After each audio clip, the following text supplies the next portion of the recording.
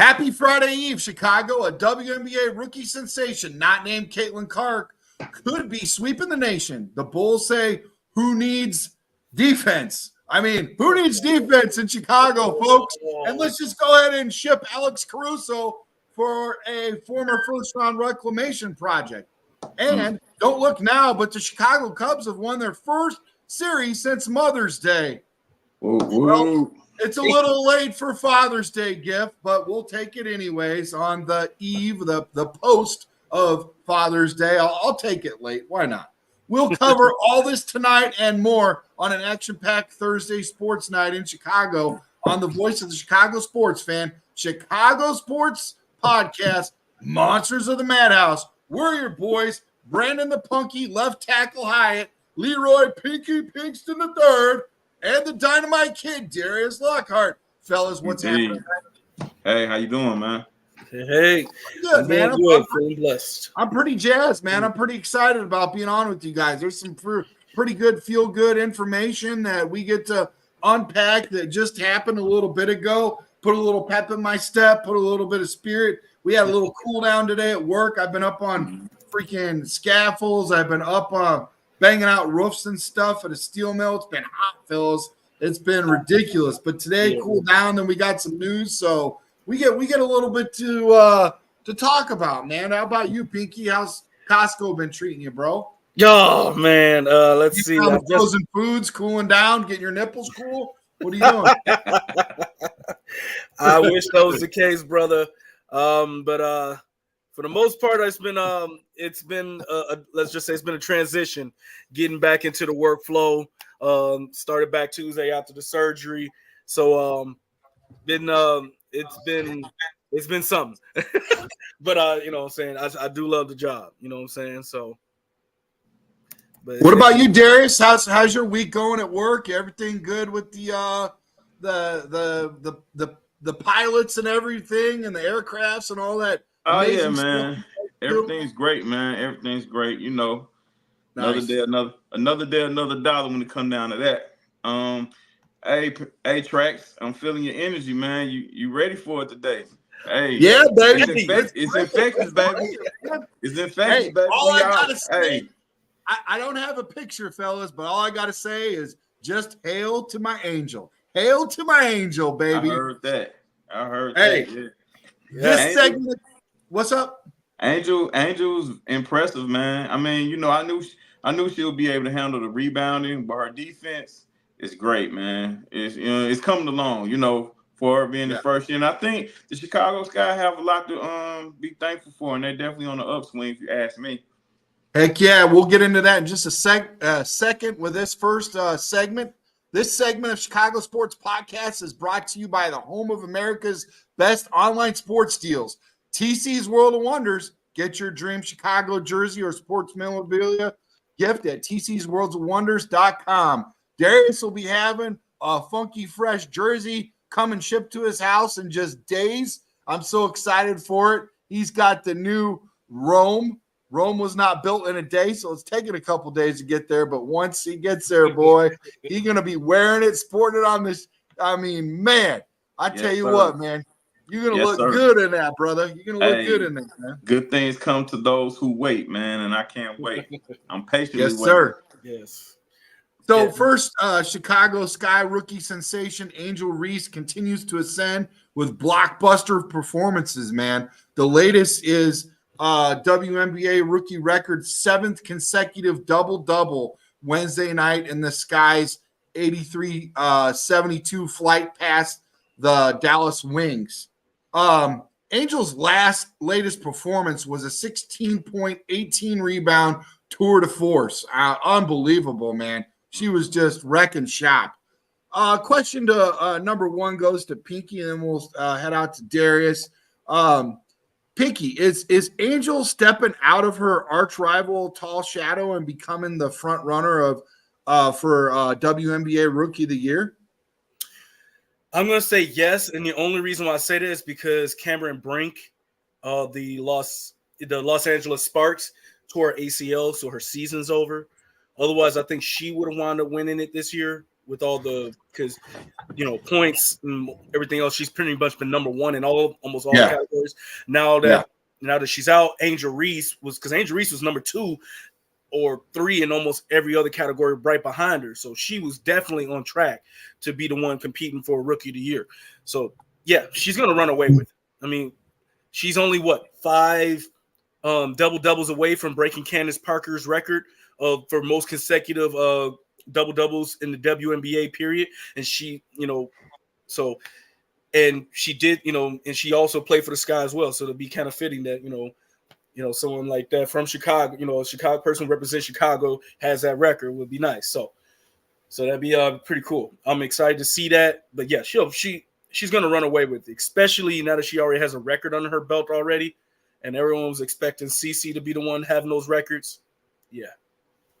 Candace, you better hide your slippers, baby girl, because I'm gonna tell you right now, she's gonna put them on, and when the clock strikes midnight, oh boy, you might be turned into a pumpkin because that is Angel's record, man. I'm telling you right now, first and foremost, she's going to get it done. She is going to get it done, man.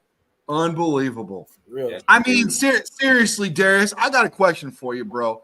Are we witnessing Chicago's best rebounding work since Dennis the Worm Rodman gobbled up every missed shot from the United Center to Elgin back in the Bulls?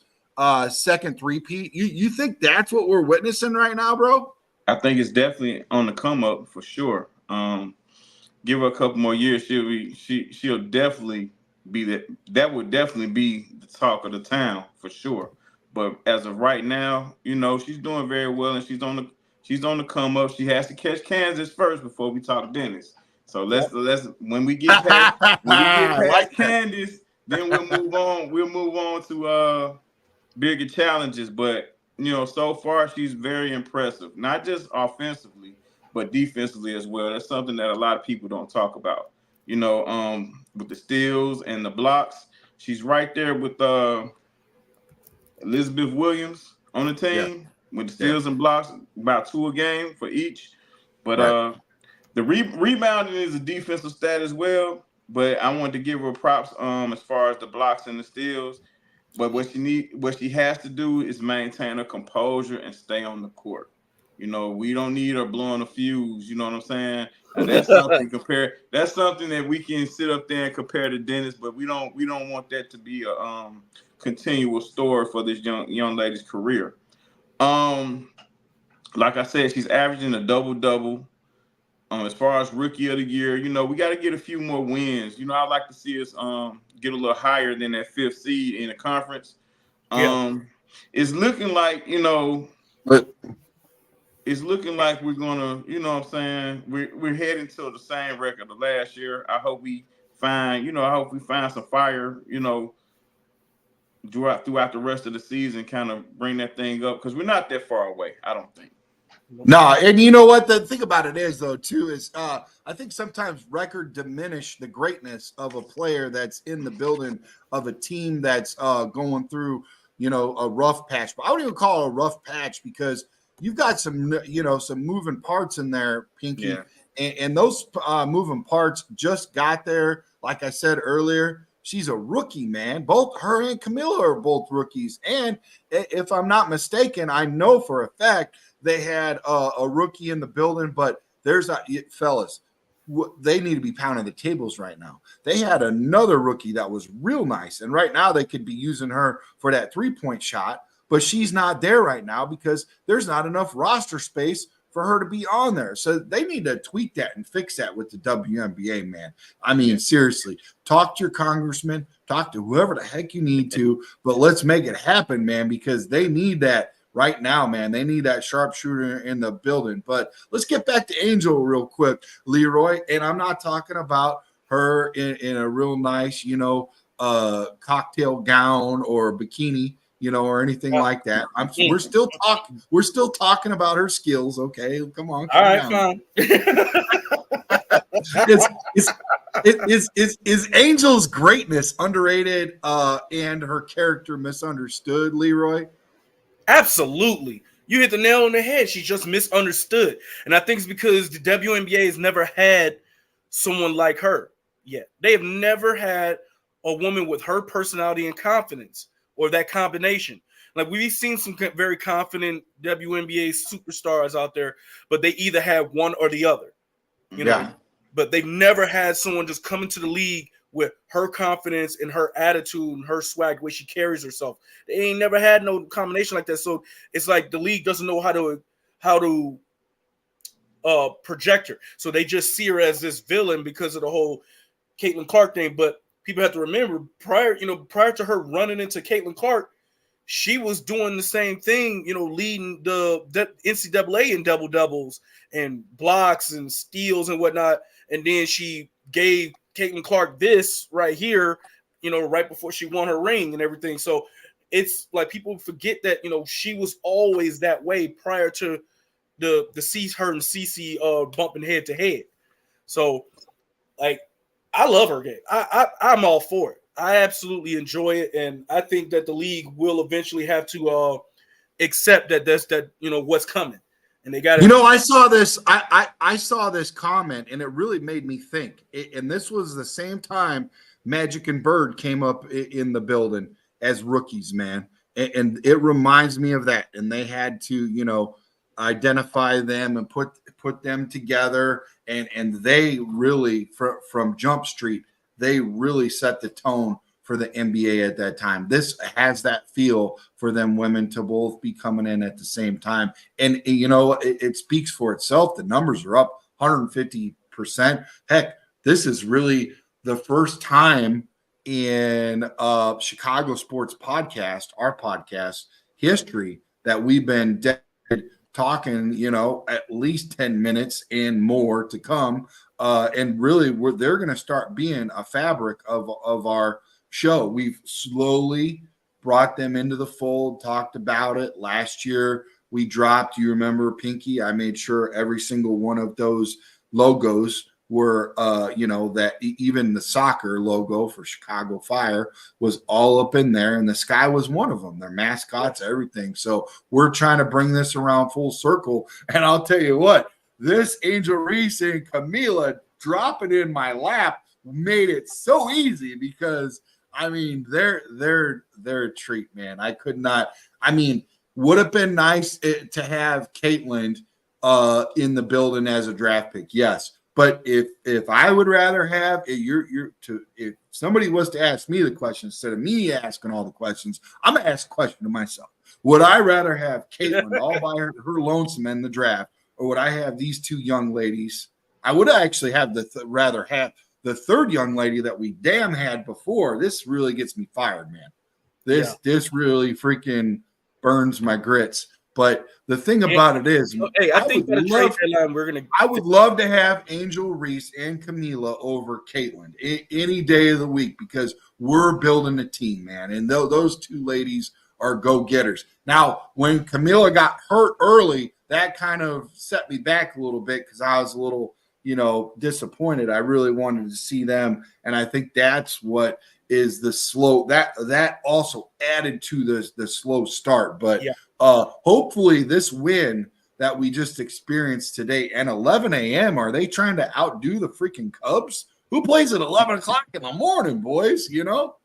But anyways, I'm excited about it, and I do think she's underrated and misunderstood. I think in the men's culture, it's okay to be roughnecks. It's okay to be tough.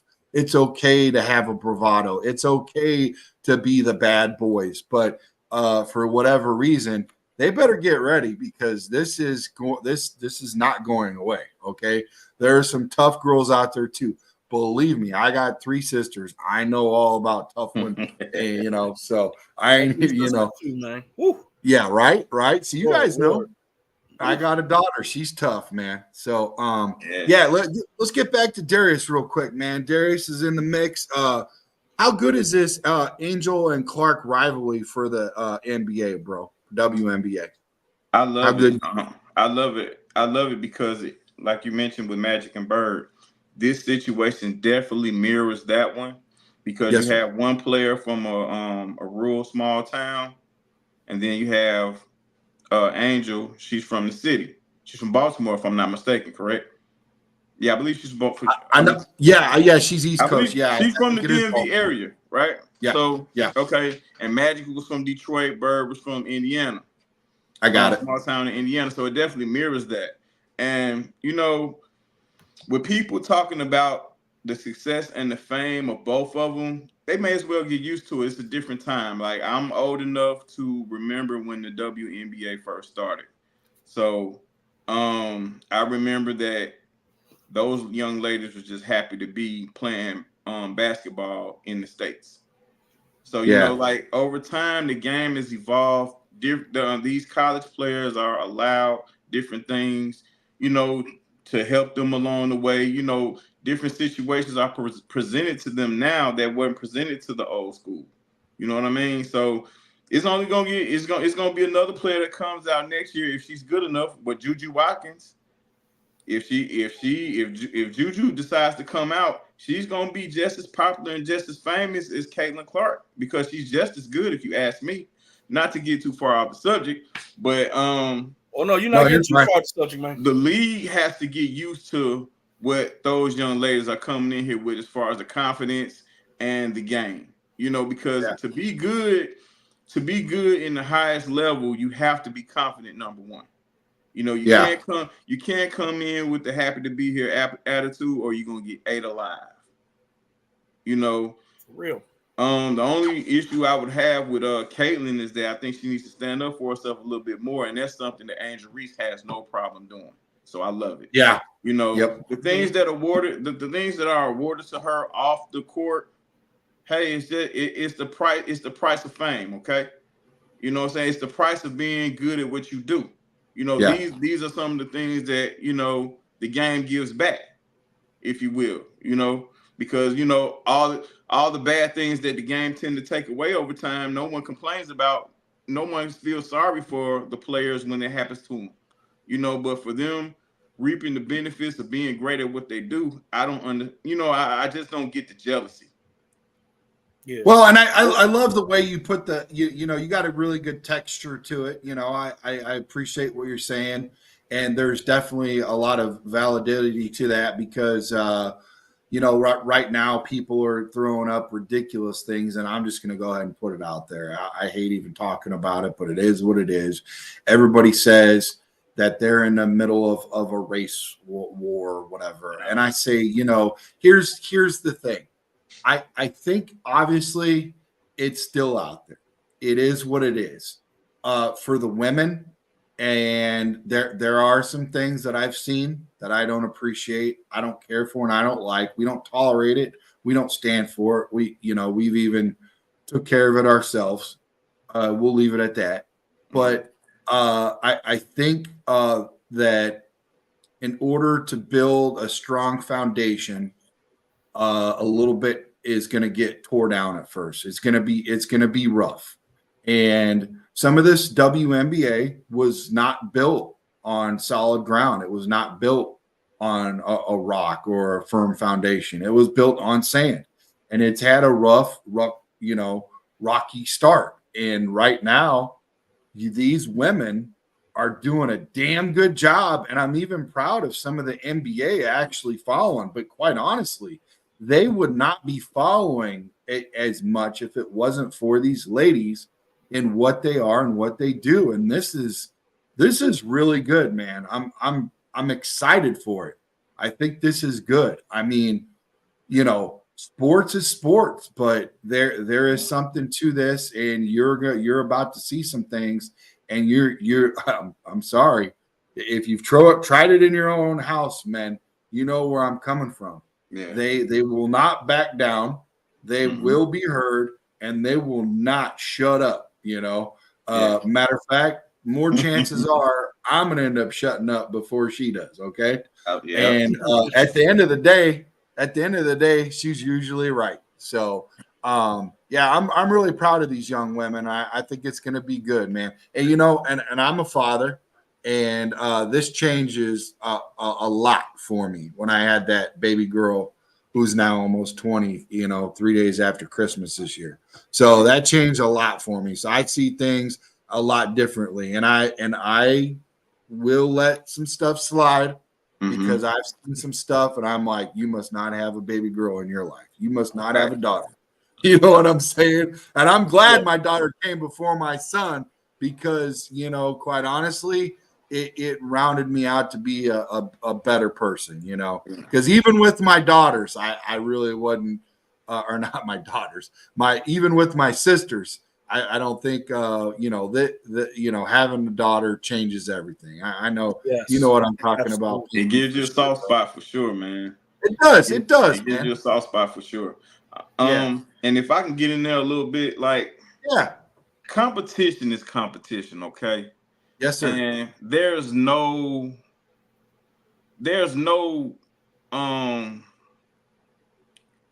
cutout way to compete. You know what I'm saying? Right. Like, just because these are women, it doesn't make their passion for the game any less than men. So when you see a hard foul, or you see a little bit more trash talk, or if you see them, you know, get into a little scuffle, you know, Yeah. I've witnessed the media, you know, just go crazy about, like, this is not the way they're supposed to conduct themselves with their athletes. So I don't understand what you're talking about. Right. You see what I'm saying? So, you know, a lot of this stuff they're looking at is, you know, being quote unquote thuggish, or, you know, beyond the game. Listen, these women, when they step between those lines, they're in the jungle, okay? And, you know, their team is their team against the other team, and both are family. So they're fighting for something. You know, long as no blood is shed, nobody, you know, is critically injured, you know, it's all fair in the game. You know what I mean? So, you know, I don't like the stigma that they try to put on this thing. Yeah, it's hard fouls, but listen, it comes with it, because no one goes crazy when it happens with the guys. You know, just because they're women, you know, I tell my youngest daughter, you know, listen, it's gonna get hard. You know, they're gonna hit you because she plays soccer. When she plays soccer, if they knock you down, get back up and let's keep going. You know what I mean? Yeah. So, you know, it's just, you know, just because they're women, it doesn't change the way you should compete. Yeah, and I will add to, I'll piggyback off of what you just said, because you guys even heard it with the men, boys. Here's the deal. They say all the time, sit down, shut up, play the game, you know, the way it's supposed to be played. We ain't here to hear you talk, whatever, yap, whatever. Guess what? If they're gonna do it to men, they're gonna give double to the women. That's just and they're, guess what? This is good. They're gonna get, guess what? It's time to get over it. Okay. We're in a whole new century, boys, okay? So this is good. I'm telling you, man. It's a rough start. We're not used to seeing this. The women been dealing with this for years. Yeah. We just been invited to the show. Yeah. Pinky watched a little bit more than me, obviously, but I'm just now like, wow, they're like playing way back in the days, and they got to come up way ahead now because they're way behind, you know? So, Pinky, do you think that Angels power, do you think she could power this team, this Sky team, to the playoffs? You think that it's a possibility for her to do that? The key is right when the player that you were mentioning that needs to be put on the team. I'm trying to think of the young lady's name. She came from Gonzaga. They need to bring her back somehow. They got to shake up the roster as far as their perimeter shooting is concerned, because interior, you know, anything around the paint within 15 feet of the basket, they got that on lock. It's their 3-point shooting is where they need to separate themselves and, you know, bring this offense together. They got the defense. They just need to bring the offense around. And once they figure out, you know, I think right before the trade deadline, they'll figure out that they might have to let one of the other bench players go and bring her in, you know, sacrifice some size for her for the 3-point shooting. Once they do that, this team will take off like a rocket, and they'll be a playoff team. So I do think they'll make the playoffs. I think they'll probably get as high as maybe the 3rd seed if they can sustain their level of play like they did against Dallas. If they can sustain that, they can definitely make it as far as close to the 3 seed. Possibly have maybe 4 or 5 games above 500 this year. So I just see them being a playoff team, but then see what happens when they get there. Yeah. So, yeah.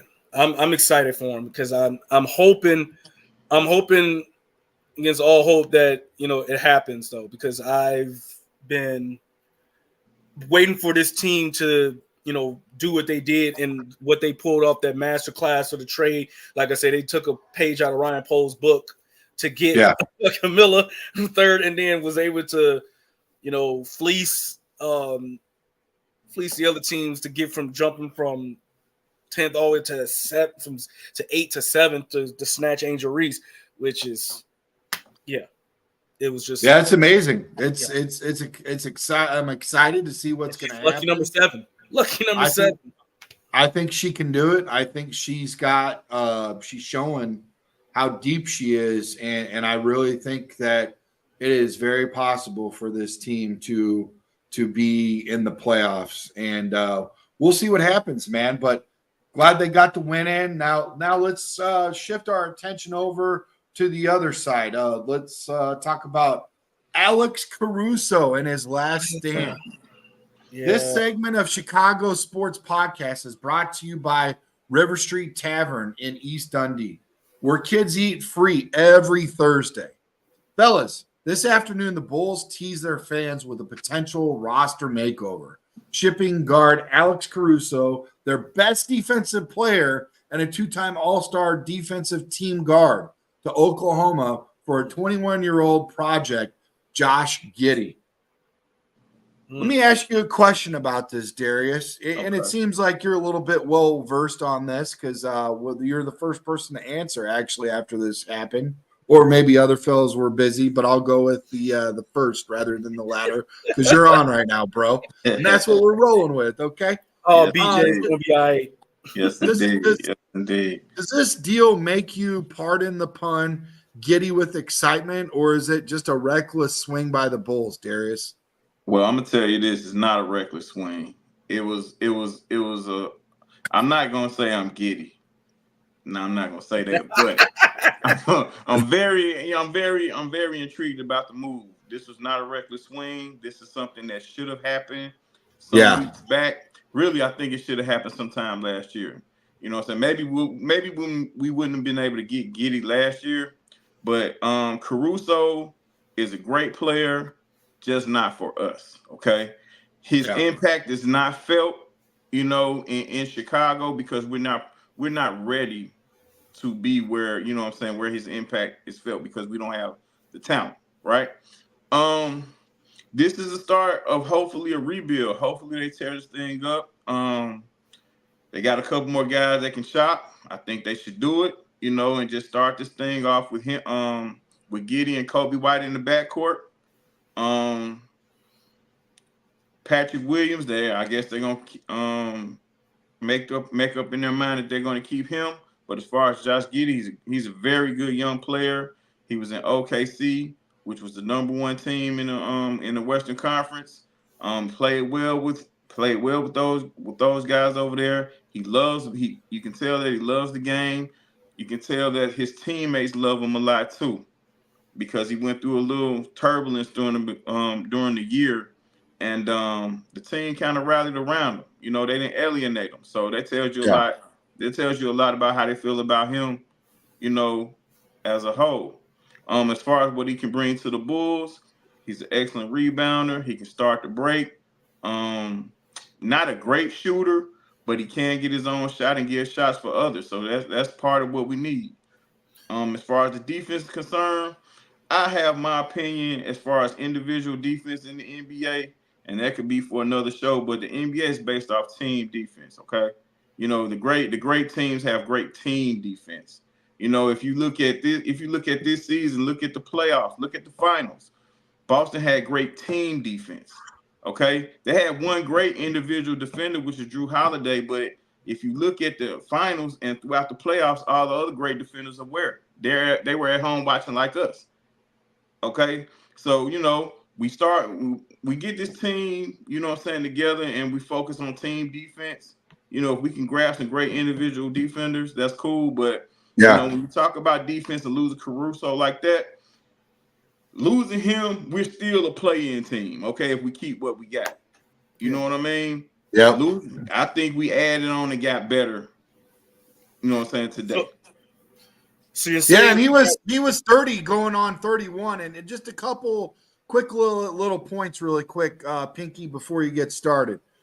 These are a couple nuggets that I found out about Giddey, because a lot of people, and I'm just about as dumb as a chair I'm sitting on about Giddey until I really did a little deep dive on him after Darius enlightened me about this guy. But on January 10th of 2023, in a game against Miami Heat, Giddey joined Luka Doncic, Ben Simmons, and Grant Hill as the only players in NBA history to record at least 1,000 points, 700 rebounds, and 500 assists in their first 100 career games. First 100 career games. Now, you want to tell me that that's a punk? You're the punk. In their first 100 career games, only 3 guys in the history of the NBA. What are you doing except sitting on your couch punking this kid? Nothing. So here we go. The next thing that I found out about this kid, don't get me started, okay?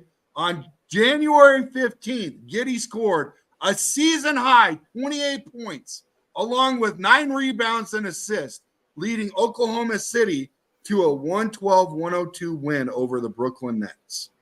On April 12, during the NBA play-in tournament, the playoffs, that punk in the chat was just talking about him getting benched. Listen up. Shit's about to get real, kid, because we do our due diligence and we do our homework on Chicago sports. We're not just a troll hater or a baiter. Listen to this.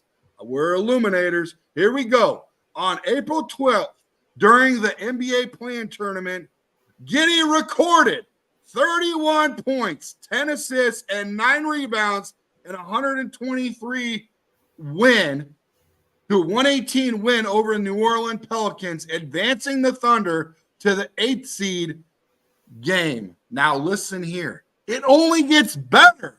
He don't get worse.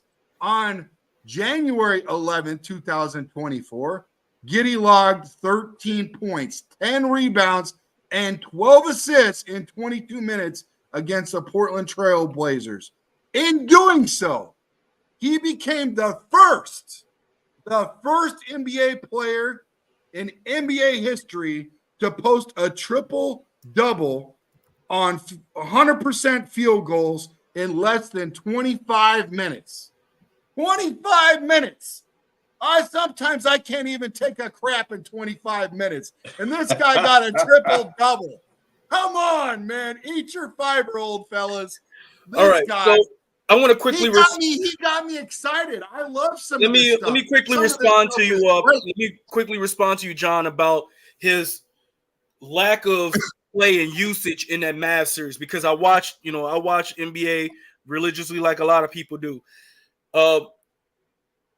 Simply put, he was coming off a mental, let's just say, call it nothing short of a mental breakdown due to what he was going through.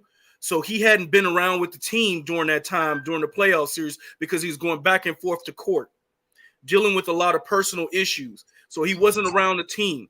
And they even mentioned that if you were an OKC fan, you would know this as well. I'm not, but I look it up. So he wasn't mentally ready, nor was he really physically ready to be there with the team. They tried to integrate him. It didn't work out, so they benched him. Now, a lot of people think that he was already kind of going off the trade block anyway, and the wheels were already falling off when they were playing the Mavs anyway, because the Mavs are just a bad matchup for a young team that ain't been there in the playoffs. So a lot of things were falling apart. So you can point to a lot of people in that series for OKC's failures: inexperienced coaching, inexperienced players not being there, not ready for the moment, playing against, a Luka Doncic. Like Darius said, they're first in the Western.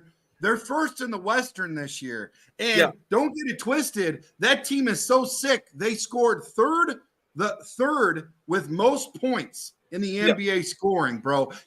Look at the guy who is playing in front of him. That guy's phenomenal. Yeah, he was a runner-up for the MVP. So on the damn bench, he can easily come to the Bulls at 6'8", drop them threes, hit triple doubles, and make a huge impact and be there, like Darius said in the chat earlier when we were talking to him. He could be there when Ball ain't, and slowly bring Ball into the fold. Hope I didn't steal your thunder, Darius, but I like that. That was good. No. I want to add this. That Mavs series was a tough matchup for OKC for two that's reasons. what I was alluding to. For two reasons. Size and physicality, okay? Dallas brought a level of physicality that OKC couldn't match. Now, the reason why Giddey, his usage rate was so low in the Dallas series because they tried to stretch Dallas out. And they used a lot of they used their shooters. You know, Giddey's not a great shooter. He can hit the three, but he's not a proficient shooter from three. So therefore, his time got ate up by the 3-and-D guys. Yeah, you know, he's not soft. That hurt him a lot. You know, but then too, him and Shea, they kind of play the same position. Yeah, and then you had the emergence of Williams, you know, which he didn't play very well throughout the whole series. You know, there's a lot of played 80 games this year. How's this clown saying he's soft? He played 80 games. Listen, we can't shout out to John, but we can't worry about what he's talking about, right?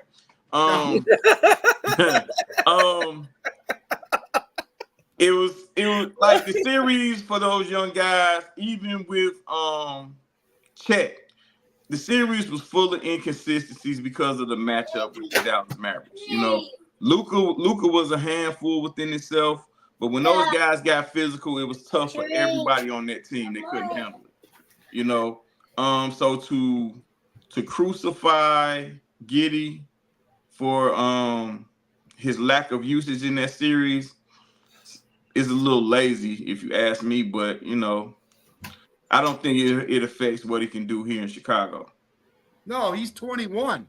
He's 21 years old. Yeah. You want to know what I was doing? Let me add this one. I'm sorry. Let me add this one. He's from Australia. Ben Simmons is from Australia. They have a similar game. Ben is better defensively as an individual defender, but Josh is a better shooter. But their games are similar, you know, and if we can add on some rim runners and some slashers to go with Giddey, along with some shooting, I think we'll be okay. I mean, we've been to the play-in how many years in a row, right? Right. Yeah. Okay. Soon, you know, we're not getting anywhere with this unit. Exactly. You know, so if we go from play-in to top 10 in the draft as far as the picks is concerned, that's a win if you ask me. You know, because we're not thinking about the next 2 years, we're thinking about the next 5 to 10. Yeah. You know, so just bring some young players in here that can play ball. And that's what Giddey is. When the question was, what does Giddey bring to the Bulls roster? He brings the fact that we already know that if Caruso, he's not the only he's not the only dime that's going to get dropped. There's going to be others, you know. He's not the only one to go. There's mark my words, there's some more along the way. We're not insiders. We don't know what the hell. We're not dialed in, whatever. All I'm saying is this was a The pawn first being moved. There's more, yes. Drop. There's more going. There's more coming, fellas. So Yeah. Now to address you real quick, John, because I enjoyed the fact that you got some fire to you in the chat. Yes, he is the 6th pick in the team that needs. Yes.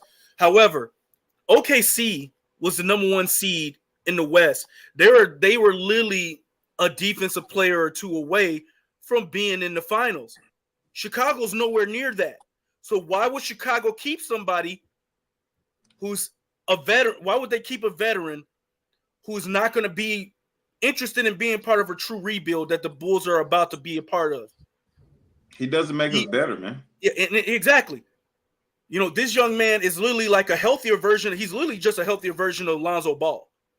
He doesn't make us any worse, but to piggyback off of what you said and stay on track, because we can't do this. This ain't the John show. This ain't the Brandon show. This ain't Leroy. This ain't Darius. Let's stay on track because we got some Bears in here. We got some Cubs. We can't just beat this up for one guy. Okay. Here's the deal. Do you guys think that the Bulls are looking for Giddey to help fill Lonzo Ball's role? Do you think that that's part of this whole deal, is to help him slowly bring him into the fold, help him take some minutes off? I mean, obviously he's a triple-double threat. Correct me if I'm wrong. If you're getting triple-doubles, there's some defense in there somewhere. It's just not points and rebounds that get you a triple-double, if my math is mathing. So he must be doing something right on the defensive side of the ball, damn it. You guys think that that's what's going on here? Yeah, and it should go on. It should go on that way, because with Alonzo and his injury history, we don't know what we're getting once he steps on the field. I mean, steps on the court. I'm sorry. We don't really know what we're getting. So, you know, the point guard position was a position to be upgraded as soon as he got hurt. That's why I didn't understand the Patrick Williams thing, you know, but all right. But that could be a whole show of itself, Darius. Yeah. The point guard position for this team is a position of need. You know, because you have DeMar and you have Zach trying to kind of make up for the loss of Alonzo Ball, and that's not their strength. So it hurts the team as a whole. You know, you need a guy that's going to take the pressure off of those guys if they're still here. You know, but I'm speaking about while they were here and Alonzo was hurting. But yeah, Giddey coming in here should be a replacement for Alonzo Ball. You know, he unfortunately the injuries ate him up, and you know, hopefully that he's healthy. And when he can play again, you know, he spent his last couple of years coming off the bench playing behind him. And if he gets himself some value from that, then we trade him off to someone else who really could use him. Honestly, fellas, I've listened to probably 2 or 3 podcasts in between the time that we made the trade and we made the drop. We heard about it via Twitter, right? You know, X app right away. I dropped it in, and as soon as I started looking, and people were already going live, I'm like, wow, they brought the shows quick. And I'll tell you right now, nobody's crying in their Cheerios about this. It's not like, oh, woe is me, we lost the greatest player of all time for Chicago. Little disappointed. It stings a little bit because we like the defense, but we realize, as Darius and Leroy said earlier, you know, he's not something that's going to put us over the top. He's not somebody that's going to carry us to the promised land. He is an important, integral piece. But do you think, Leroy, is Giddey worth giving up the 94 feet of all NBA defense that Caruso brought to this team's night in and night out? Do you think he's worth that? Yes, and it's because of the fact, like I said, when you're trying to rebuild, you want young core pieces so they give them time to develop. And also, we already found our flourishing star in White, Kobe White. So we need to take the ball out of this man's hand so he's not trying to make all the decisions. He's not a true point guard. Giddey is. Giddey is your prototypical Chris Paul type point guard. He is not trying to score. He is a facilitator. He is there to give the ball, run your offense. I like that. And now Kobe White can literally just be what he's built to be, a scoring machine. He can go now. He could be the one slash it to the basket. Giddey can get him the ball, pick and pop, get him the shoot the ball, get him the ball in his spots, help Io get him the ball in the spots. Hopefully we keep Drummond and let go of Vooch, and then we can get Drummond, you know, playing above the rim. You know, Giddey, that's the kind of game that Giddey gives us. We couldn't get that with Caruso. Caruso isn't known to be a ball handler. Yeah. So he's a spot up shooter. He's a good spot up shooter, but you still have to do something to facilitate to get him open. You don't have to worry about getting Giddey open because Giddey can find his own shot. He's a true point guard. And that's why we missed. That's why we missed Ball so much. That's why we missed Ball so much. Exactly. And I think this is the answer to when Ball's not on the court. We're not going to miss Ball as much with Giddey on the court, helping facilitate that as we did last year. We already had Caruso, and we missed Ball so much that our team didn't even look the same, fellas. So this is what they're trying to do in order to help that out. And I think you got a younger and healthier version of Lonzo Ball. Yeah, and this is a good start. There's a lot of people Ball out there that really didn't even appreciate Ball and didn't see him the way that he fits for the Bulls. And he makes whatever we're trying to do work. Without him there, it is a night and day difference. And this is what I really think Giddey is doing. And I love the move. I think it's smart. I think on paper, it looks like it's going to work. And we'll see what happens. I like what you said, Pinky. Makes a lot of sense. Very good. Very well said, man. Well and at said. the end of the day, guys, we traded a role player for a quality starter. Yes. Okay. I mean, let's be real. We traded a role player in Caruso for a quality starter. Okay, now true enough, Caruso is going to do wonderful in OKC. But they already have the model, you know. They're already a top team in their conference. So he's not going to do anything but add on to what they have. Yeah, he's coming from a winning culture. Let's see what that looks like. We haven't had that in the building for a little while because a lot of our guys are homegrown and all they've seen is dysfunction. So let's hope that he puts the fun in dysfunction at least for a while, and then we flip the script and we actually look like a damn good team instead of freaking looking like a hot mess, you know. But I like what you're saying, Darius. And hopefully we can grow with Giddey, man. I think the reason getting Giddey tells me right away that we're going to be going after the Illinois star. T. Shannon. Yes. Terrence Shannon. Yes. Wow. I think we're drafting him at 11. Yeah. If he lasts to 11, he has last to 11. I think I think that's who we're grabbing. He has some issues, you know. Yeah, it's all been taken care of already. Yeah, I think they're ironed out. Yeah. But I do think some teams. I do think because of those issues, even though that they're taken care of, they'll let him slide just in the happenstance that they still feel uncomfortable and like whatever. Hey, turn your nose away from this guy. Another man's junk is another man's treasure. Let's go after him. I'm with you, Pinky. Let's go after the Bulls are stupid enough not to draft this man at 11. If he falls in their lap, oh boy, I'm going to lose my mind. I'm gonna be honest with you. I like Terrence Shannon. Homegrown kid. He is literally Io DeSuwu with better scoring, and he's faster and bigger. Yeah. It's like Roman Doomsday playing basketball. I like T. Shannon. I like T. Shannon. I'm with you. Yeah. But, you know, I know before we got Giddey, I was hoping the Bulls drafted Rob Dillingham. We still could, but... Well, no, it won't be no need now. I think we need to go after someone like Dalton Connect, man. Somebody that can give us some good perimeter shooting, man. Like that's pivotal in this league.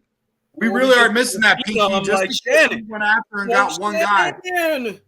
Just because we got after one guy and now he's in the building to shoot threes, that's not enough. We need more. We need to change that as Chicago. Pinky, I'll ask you a question. I'm going to start you off first because I know how much you like wrestling, buddy. As Bill Goldberg would say, who's next to leave Chicago? Oh, Vucevic. He'll be the next one. Thank you. Go. Get him out of here. I'm going to pack his bags for him. Call an Uber. Let's go. I'll pick him up myself. Forget the Uber. Free ride. Yeah, man. He'll be the next one to go. I feel like because of the fact that his contract is up, you know, he didn't want to sign a contract with a renewed extension. I think that told me everything I need to know. He didn't want, and he played like he doesn't want to be here. He's not feeling it, and I think that I just don't think it's working out. And a lot of people saying, he's saying DeRozan's next. No, DeRozan's already a free agent essentially, so he's not next. He can walk if he wants, So the Bulls have made it very clear they want him back. So does he want to be here for a rebuild? Does he want to be the guy for a rebuild? Now there are sightings of DeRozan, LeBron, and Westbrook sighted together. That could mean that they could be all trying to join the Clippers. That's just throwing it out there. That might be a sign that LeBron might be going to the Clippers, taking DeRozan. Pinky, did you see Bronny's Twitter post that he had? It showed a picture of his dad in a Dallas jersey. With Kyrie and what's his name? So I thought that was pretty interesting. Yeah, I don't see that happening. Bronny did that. Oh, Bronny was in there. Bronny was in there too. I was like, yeah, okay. I know, but I don't see Dallas drafting Bronny when they already got a bunch of guys on that team that got more experience and play a better defense than he does at this moment.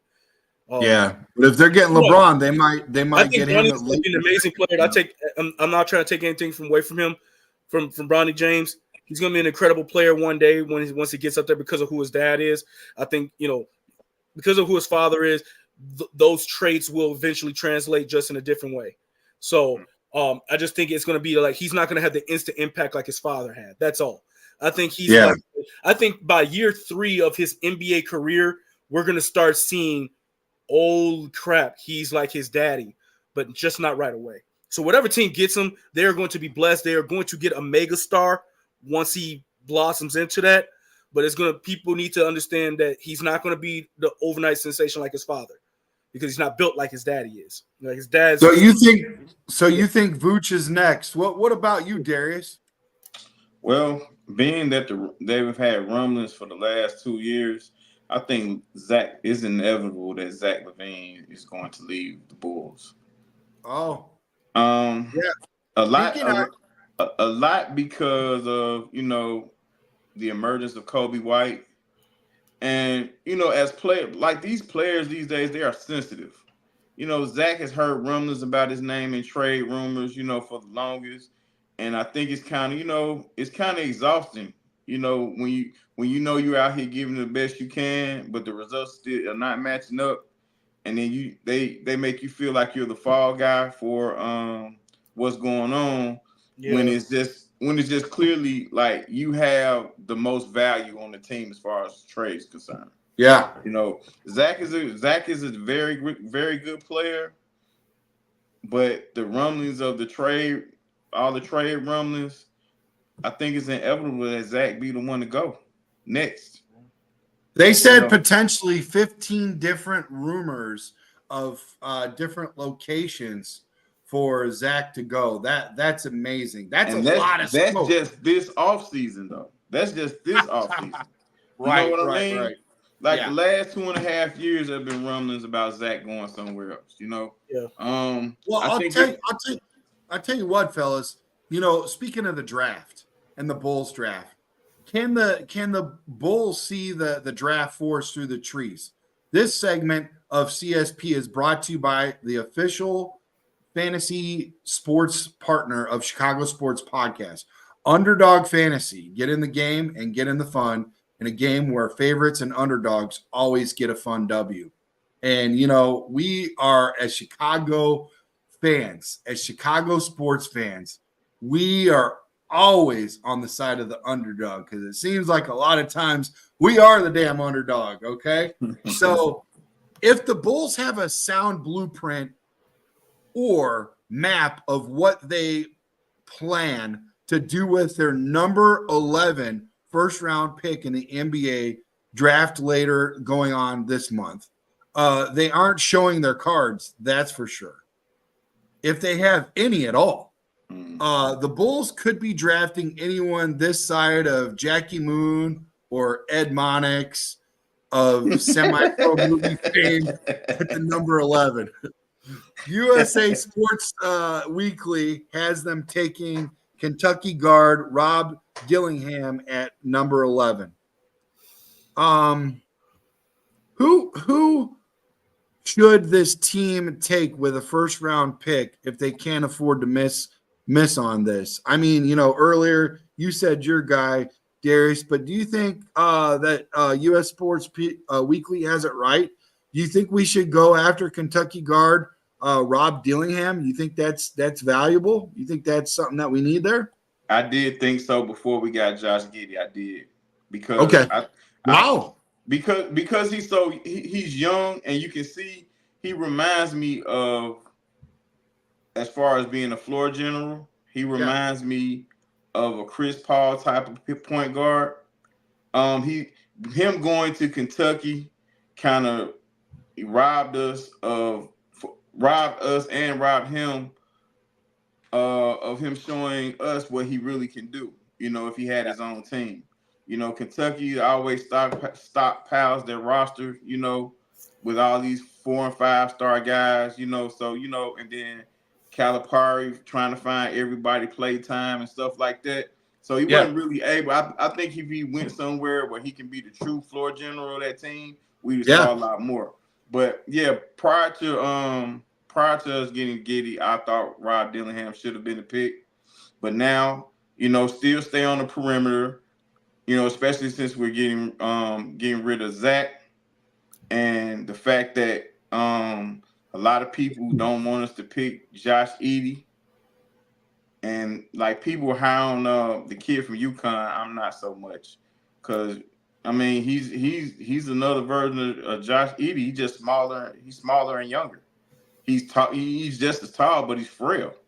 We don't need that, But I like Dalton Connect, but I don't even. He may not even be there. Like the Bulls draft is predicated on what the guys in front of them do. I don't think they really have. I think they have a group of players that they would like if they're available once it's time for them to pick. But I don't think they have one guy that they say that they have to have in this draft.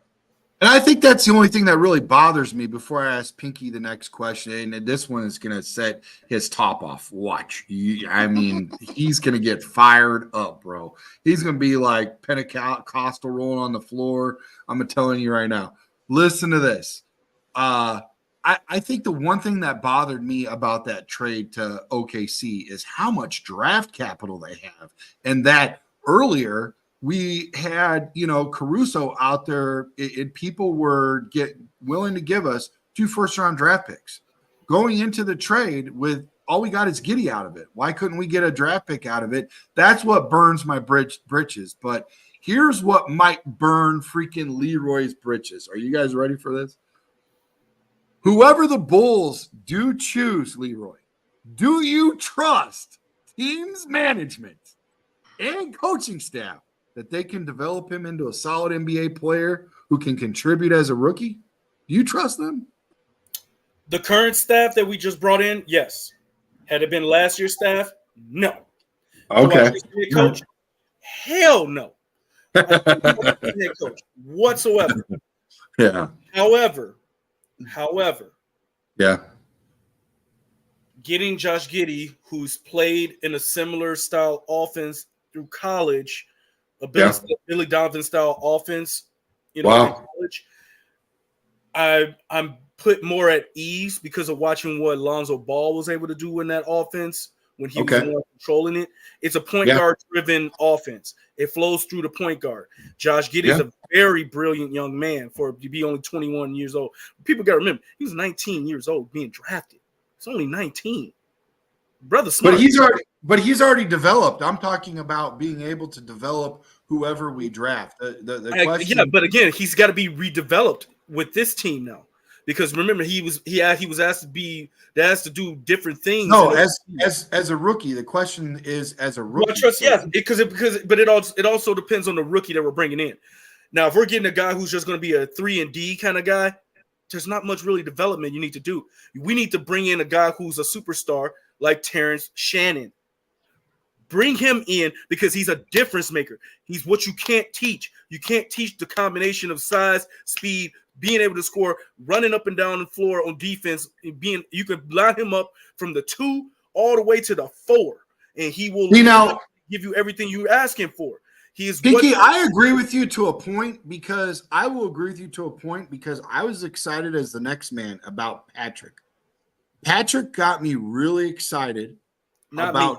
He wasn't the focal point of his team. That was the difference. Shannon was the focal point, and he's still. But the thing about going into the draft is you're only drafting potential.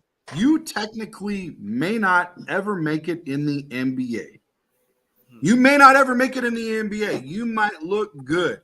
Patrick looked good. We've had a lot of players in here. Darius, Leroy, had a lot of players in the building that just didn't pan out. And in college, they looked good. In the NBA, they didn't. They just couldn't make it to that next level. The one thing I will say about bringing Giddey in, he's already made it at this level. He's already been through the troublesome issues, the triumph and the tribulations. You know what you've got. with a college kid making it to that level and finally getting that dough and all of the pressures and all these different things and just the whole level of physicality and the way of the NBA, you might not get who you think you're getting. At least with Giddey, you've already got him, and I think, to correct me if I'm wrong, he's not a seasoned veteran like Keenan Allen is, but this has those feels of that where you've got a guy and you didn't really spend a whole lot to go out and get him in the Alex Caruso 30-year-old type player, whatever. But you've got something in the building. You already know what you can work with. And like you said with Giddey, he fits the coach's scheme and what he's all about. So my next question to you, Leroy, is, and I'll double back down on you in a second, Darius, but Leroy's about ready to get out of the building. I've held him a little bit longer than he needed to. Is, do you think that this with Giddey, not even knowing how he's going to blend and get into the whole, fabrics of the Bulls, if he's going to fit into our culture and whatever, do you think that this is almost important or more important than whoever we draft, if we even get a draft pick at all? Do you think that getting Giddey was more important than the draft itself? Absolutely. And again, it goes back to the help of Lonzo Ball, who I think he mirrors. He's a younger, healthier, more consistent version of Lonzo Ball. Is he taller? Is he taller or they're about the same size? They're about the same size. They're both the same. He's taller. Oh, Giddey's taller. Giddey's taller. Yeah. Okay. Yeah, I think. Yeah. Because Lonzo's like 6'6", 6'7". So yeah, but he is everything. Like I said, he has everything of Lonzo Ball's game except for the flair and the defensive prowess. Lonzo is definitely a way better defender, on-ball defender than Giddey is. However, if we were just to like blindly look at the stats, you'd probably pick Giddey every time. If we were just comparing their last couple of seasons of playing a decently full season, you're going to pick Giddey because Giddey gives you those triple doubles. He's giving you the extra hustle plays in different ways. He may not be a better defender, but I don't care. You know what I'm saying? I want my guy who's literally going to give me a 95% chance of putting the ball in the basket by putting the ball in the best player's hands than a guy who's going to give me like an extra, 20 some odd points and stuff like that. I want Pinky, don't go so difficult on this guy. I already know you're already looking at guys like Michael Jordan and the glove there. We already know your age, okay, bro? Don't do that to this kid. That's too much. No. I'm saying we don't need him to be that. We just need him. What I'm trying to get at though is if a kid can show you that he can bust out a triple double and all these records that he's coming forth with as far as being a team player, do you understand that if he shifts his focus over to defense, which he's already proven that he can do, instead of be a well-rounded teammate and be there at all the levels? Hey, Giddey, we just want you to focus on defense this one time. Lock down LeBron or whoever the get Temple. What's his name? Giannis. Lock him down, right? If they say just do that, do you realize that he could potentially do that if he's already done this? That's the kind of cloth that he potentially could be cut with. Because for me, triple doubles, damn hard, bro. That's damn hard. So I think this is who we doing it at 19, 20 years old. Yes, thank you. Yeah. Like let's with the allegations being held over his head, and every time he goes to an away game, they're booing him and saying some unbelievable things that later on he gets cleared from, and everybody else is like, oh man, maybe we should have let it go through the court system before we judged him because it came out in the tabloids. You think, So that's a lot of pressure, bro, especially the things that they were saying. And my thing is, before all this stuff came out, he was drafted 6th overall for a damn reason. The kid can play. 6th. Yeah, 6th. He can play. And I'm happy we got him. And maybe that's why we didn't get draft picks and we just traded him straight up, because we essentially got a top 10 pick. We got a top 10 pick guy. Yeah. Oh, John makes a good question for you, Leroy. Would What's you up? make Giddey a sixth man off the bench, or do you think he's starting? If Lonzo is 100% healthy, sure, I would make him a 6-man, but he ain't. There's no guarantee that Lonzo Ball might not get hurt getting off the damn bus. So No, I agree with what Darius said. Let's slowly bring him into the fold. Let him get some minutes. What, 10, 15 minutes or something a game? Just kind of see what he does, Darius. I think, unfortunately for you guys, I have a feeling he's going to wind up having to be the starter to begin the season because Lonzo Ball won't be ready. Because, like I said, he's going to probably hurt him. He's going to get a hangnail and be out for half of the damn season because he cannot be trusted. That's the issue. And it's why we went after Giddey, because Ball can't be trusted. If Ball and his first 40, we wouldn't have this issue. I think Ball. I think Ball comes off the bench. I think Giddey is the starter. I think Giddey was traded to the city to be the starter, regardless of where Ball is. Well, where they say Ball is health wise, Giddey's the guy. You know, Ball is truly going to have to earn his spot back. I mean, he took all our money. I agree, Darius. And to that point, Pinky, here's the deal. His first 40 games, he scored almost an average of 20 points a game. That's enough. That'll get it done, especially if you're focusing on facilitating, being a team player, and rebounding. Hey, man, that's pretty good. That's pretty good work. You know what I'm saying? So I think that'll be enough. And after 40 games, reassess Ball if he's proven that he could be better than that. And I don't know. Maybe a healthy Ball is the equivalent to that. And what happens to Ball next? Who knows, right? But this is the contingency. Younger person then. If that's the equivalent, if they wind up being equal, I'm going with a younger kid. I'm going with the guy that's 21. They ain't got no injury problems. Who still got his knees. I'm not going to take the other guy who I'm just paying more money to. Well, I think the first thing that has to happen, man. The first thing that has to happen with the Bulls, they have to figure out what their identity is going to be. You know, once you figure out what your identity is going to be, the moment they draft Terrence Sharon Jr., that's going to be our identity. Oh no! It can't work that way. I like Terrence Shannon. It's going to have to because DeRozan's not coming back. Levine's getting traded. Vooch is getting traded, and they're not trying to. And for whatever ungodly reason, they're not bringing back Drummond. The team is being dismantled, and so you got Giddey, Kobe White, Ayo Dosunmu, who's also an Illinois native, who played in that same system with that same coach. Yeah, so I can promise you. Terrence you don't stand a chance if you don't play out of Illinois for Pinky. He's you're not even on Pinky's. No, but this man's a superstar. When he transferred over, he was already a superstar before he even came to Illinois, though. Before he even came, the kid was a beast. Shannon's a good player. He's a very good player. He is going to be. He's what we wanted out of Patrick. Patrick. Well, we don't know that yet. We don't know that yet. It looks like it, but we don't know that yet.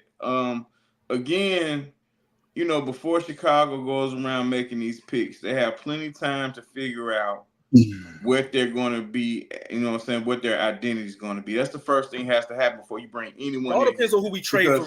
Well, the reason why I say this, right? I don't know how much you got, how much of the playoffs you guys watch, right?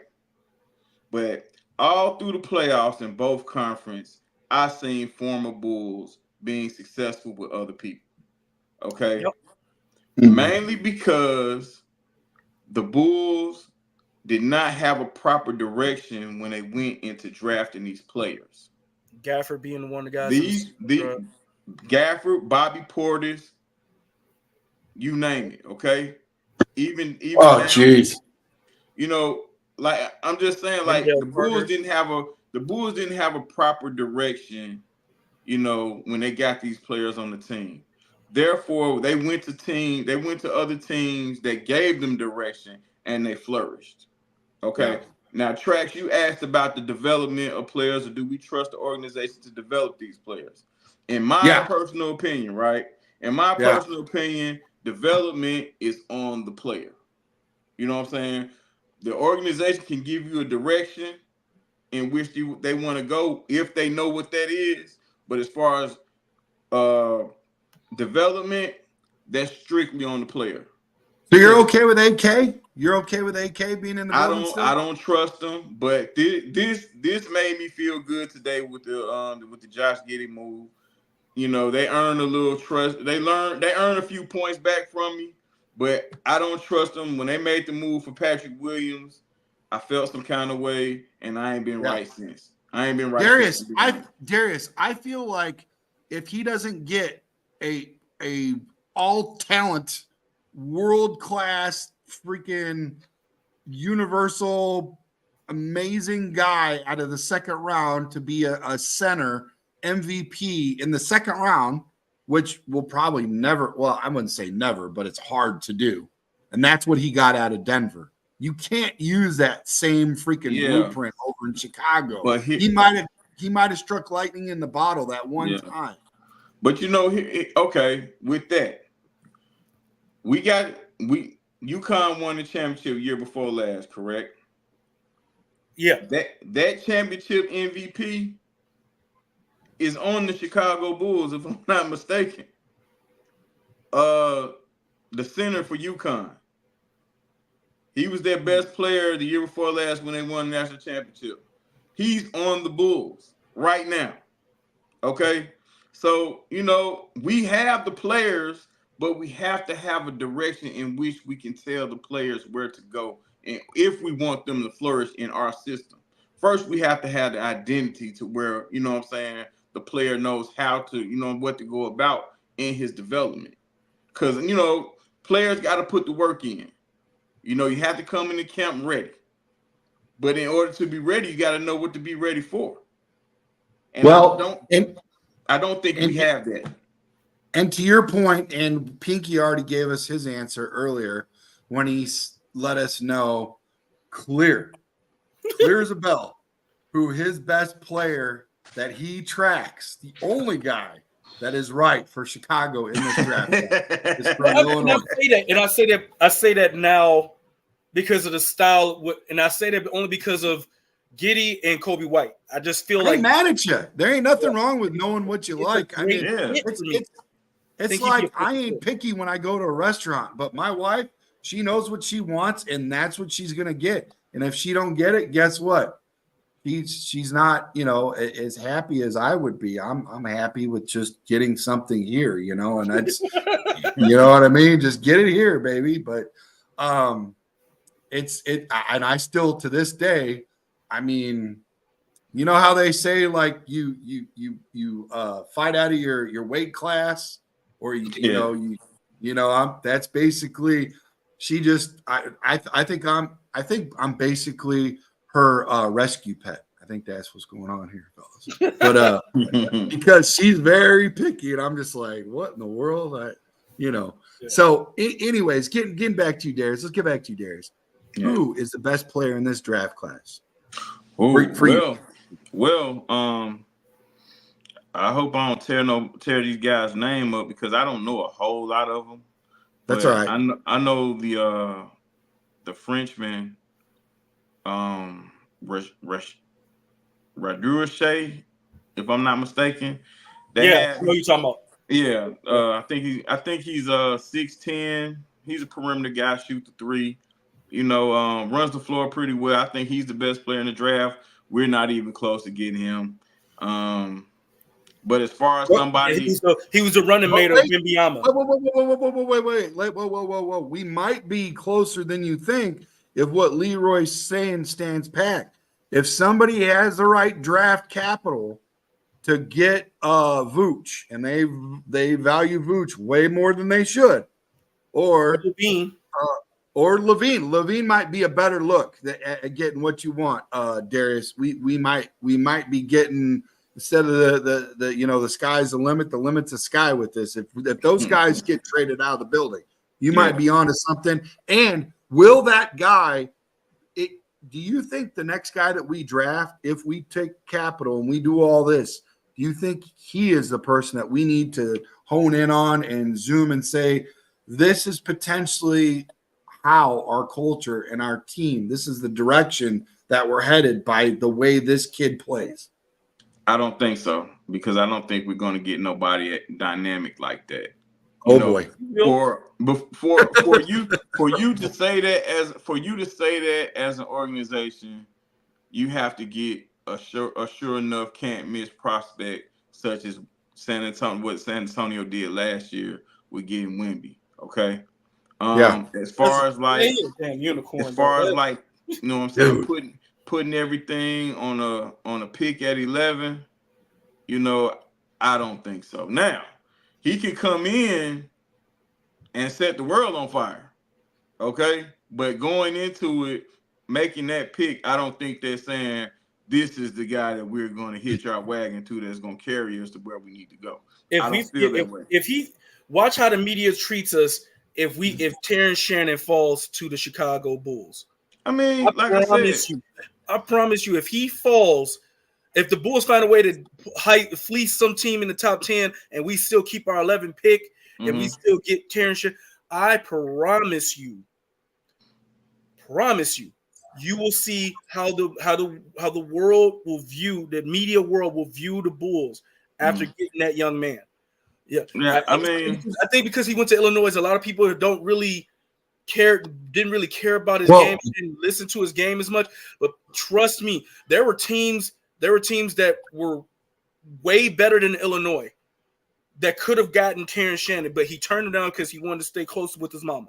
No, that's real. That's real. That's very real. But he could have been a mega star with other teams, but he chose to stay close to home for his parents and his love for his family. Well, he was a mega star in Illinois. He was a mega star in Illinois. If anybody paid any close attention to the NCAA tournament, they saw what Terrence Shannon can bring to the table. You know, and like I said, it's over. He's an awesome player. But what direction are we going in? Darius, if we are asking that question, let's exhaust it. Because here's the thing. I don't think you guys are thinking about what Pinky's wearing. And this might help you focus on what I'm about to say. Sometimes it's for lack of better words, you guys know I'm not as colorful as Cleet's vocabulary. So I'm colorful, but in my own way, right? Okay. Love Cleet. Love the big words, okay? But I'm on a budget with my words. So let's get it. So monkey see, monkey do, right? We watch the Bears. Bears look great. They get a first-round draft pick. They get a later draft pick in the first round. They get a Dunze. They sweat it out. They're like, whoa. Should we? And then Ian's like, hey, listen, Pulse, chill. A Dunze's coming me. And he's like, oh, man, I don't know, boss. Chill. I'm telling you, chill. He's coming. Okay. Boom. We get him. Could this happen to the Bulls? You're talking about getting rid of Vooch. You're talking about getting rid of Levine. Could we get another first-round draft pick? Could this be what we're building our foundation on? 2 guys in the first round. Is this draft even worth that looking at? Could we get those 2 kids in the building and really make this pop off? It's actually more similar to what the Chicago Sky did. Because, they don't get as much media coverage, but their war room was looking the same way. They went out to Kamilla because they didn't think they'd have a shot at her. They didn't think they'd have the shot at getting Angel Reese at first. Yeah. And they went out to Kamilla. And then they realized, wait a minute, Angel Reese is still on the board. We can possibly still get her. So they moved up one more spot because they had the third overall pick and then the 8th pick. They moved up the extra spot because they wanted to make sure they was going to get her. Because they knew she wasn't going to make it past that, most likely. So who's our second pick? I guarantee you've already said Terrence Shannon is your number 1. Have you thought past another first rounder? If he's going to be the second pick, I think that the Bears. I think the Bulls find a way to get a package done to get Levine somewhere. They get somebody within that top 10, maybe the 7th or the 8th overall pick off of one of those teams or something like that. Because Atlanta, they picking the best player available. What position? What position do we go for? What player? I think we go out the center. I think we pick one of the top. We're gonna go probably one of the better centers that's left. That's the best center available. Okay. And, I would hope it would be the 6'10" man from France, the guy who's the running mate of Wembanyama, but like he might be a top 5 pick. So are you guys okay with the kid from Purdue, or do you think he's just not gonna? I'm okay with him. I just don't think he'll last. I just think he'll be gone way before then. That's all. I think his talent, with his talent and his skill set, I don't think he makes it past the top. I think he'll be a top 5 pick. I don't think he makes it. I think Zach Edey's very good. I think he's a very good player, but the landscape of the league is going to kind of sell him short, for lack of a better term. Yeah.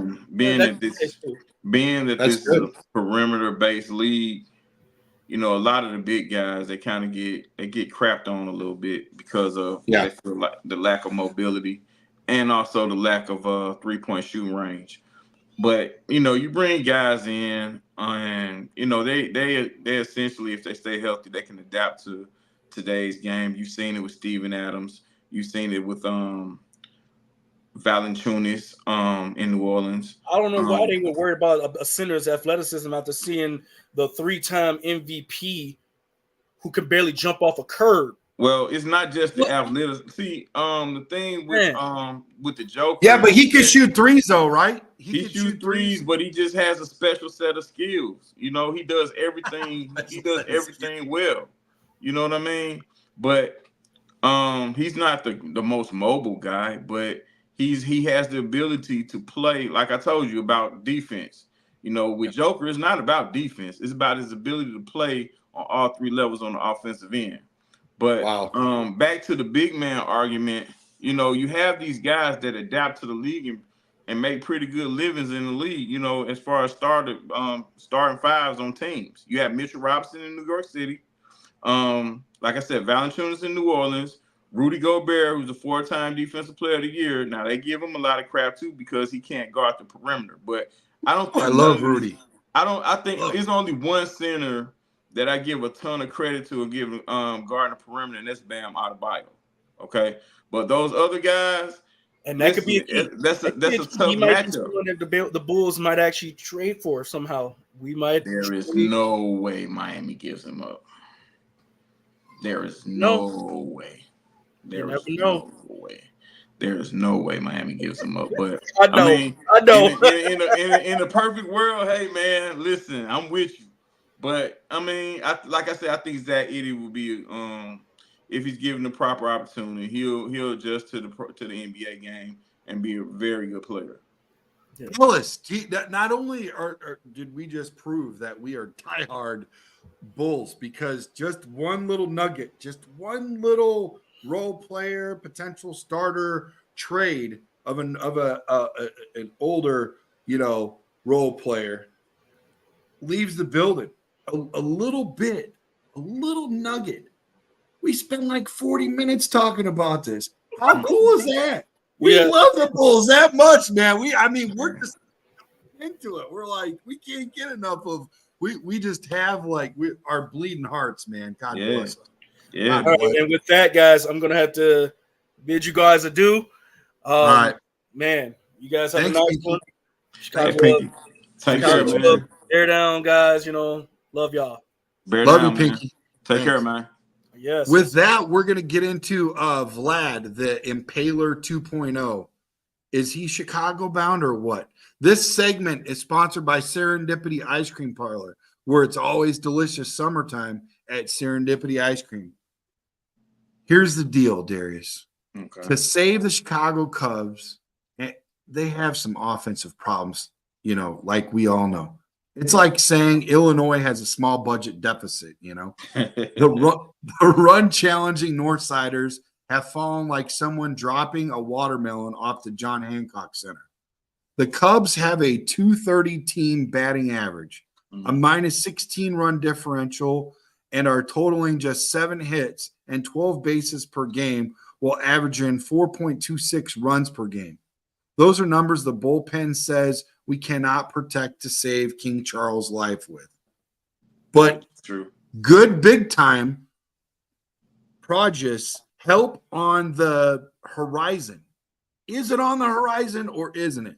The MLB trade rumor mill is smoking like Joe Frazier with rumors the Cubs and Toronto Blue Jays are discussing a blockbuster deal to bring super slugger Vladimir Guerrero Jr., a former MLB home run derby champ, to Wrigley Field. Guerrero brings power personified and also a price tag that fan-sided Zach Presnell reports will cost Chicago third baseman Christopher Morel, right-hander Michael Arias, outfielder Brennan Davis, and outfielder Panago. Vlad is currently swinging 278 bat with 7 homers and 30 RBIs. He's only 25 and seemingly entering the prime of his career, just like his Hall of Famer father and namesake did once upon a time. He's not an expiring contract either, so that's a plus. Is Vlad worth the king's ransom he will demand to you, Darius? Yeah, that is high, but listen, it's a star-driven league, man. Yeah. And for us to get, we have to get some kind of energy back into this ball team, back into Wrigley Field, and back into the city of Chicago about the Cubs. Yeah. I think this move will reignite that energy. I think what hurt the Cubs more than anything outside of the youth, I think are the nagging little bit, the injuries that came about, because the injuries hit us hard. Like, beginning of the season, we were all right. And then the injury bug just started knocking us down one after the other, man. And it's been a hard climb back up to, some respectability, But I think Guerrero could inject some energy into the city and to the team, because of his star power. Losing Morel. Dude, I love Morel. That's my guy. But I think if they can find out another way to move around and we can keep Morel, I'll be a lot more happier. But bro, the wind off the lake is gonna make Vlad's bat pop. It's gonna add right away, man. He's gonna get that. You know what I mean? Yes, sir. Yes, sir. And I think he's a better overall hitter than his dad. His dad was a bad ball hitter. Like, he demolished bad pitches. Like, pitches could be way outside. He'd stretch his bat out and knock it over into McCovey Cove, or knock it over to Waveland Avenue. You know what I mean? Baby. But I think baby boy, he's a more tactical hitter. And like I said, the star power is something that you can't deny. And now, Darius, do you think that his bat is enough to make the Cubs a playoff team? And I will throw this little wrinkle in there for you. Sometimes when you bring an outsider into the organization, it almost makes some of those people that feel like, well, I'm a little better than you, so I'm a little safer, so I'm a little bit more relaxed. You bring a guy in there and you just traded 3 or 4 boys away that, you're like, whoa, now you're like, am I safe? I might be safe right now before trade deadline, but what comes next, per se, that might elevate and make people play a little bit better. Can that one person energize, galvanize, and have like a positive, you versus me, type thing going on within the own team, I mean, it's possible, but I think, especially with baseball, it takes more than just one guy. Oh, dude. You know what I mean? I think with baseball in particular, it takes more than one guy, because it's so many different intricacies in the game that breed success. You see what I'm saying? But like I said, the star power as a whole, I don't know. I haven't heard anything bad about him around the league as far as his attitude or his work ethic or anything like that, because you've been in locker rooms, man. You know how it is. Guys just want to win for the most part. And anybody you bring in, or anybody the organization brings in, or the team brings in, and he has the attitude of wanting to win and wanting to be a part of a winner, I think he'll be well accepted. Yeah. Because it's kind of like similar to when people were saying, oh, if you get rid of Justin and bring this new guy in, the rest of the team is not going to receive him. Yeah, okay. Get out of here with all that. At the end of the day, guys want to win. You know, the paychecks will always be nice, but at the end of the day, guys want to win. And if you don't want to win, we'll get you out of here. You know what I mean? Yep. And attitude goes a long ways. That's why I already knew Caleb was going to be fine. Now, if Baby Vlad come in, being a jerk, or a-hole or whatever, okay, now it'll shift another way. That's different. Yeah, but just a positive attitude and wanting to win, that goes a long way. For sure. Facts.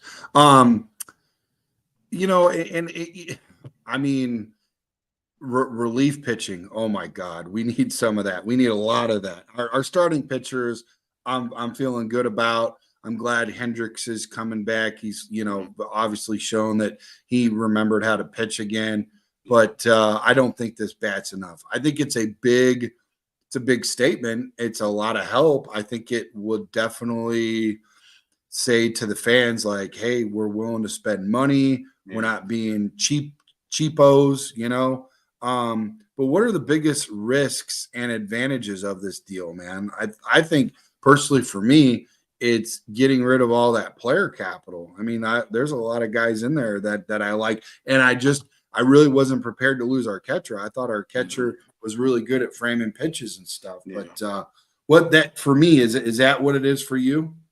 Yeah, absolutely, man. I mean, Morel, it's tough, but you have to get it's like the saying, it takes money to make money. Yes, sir.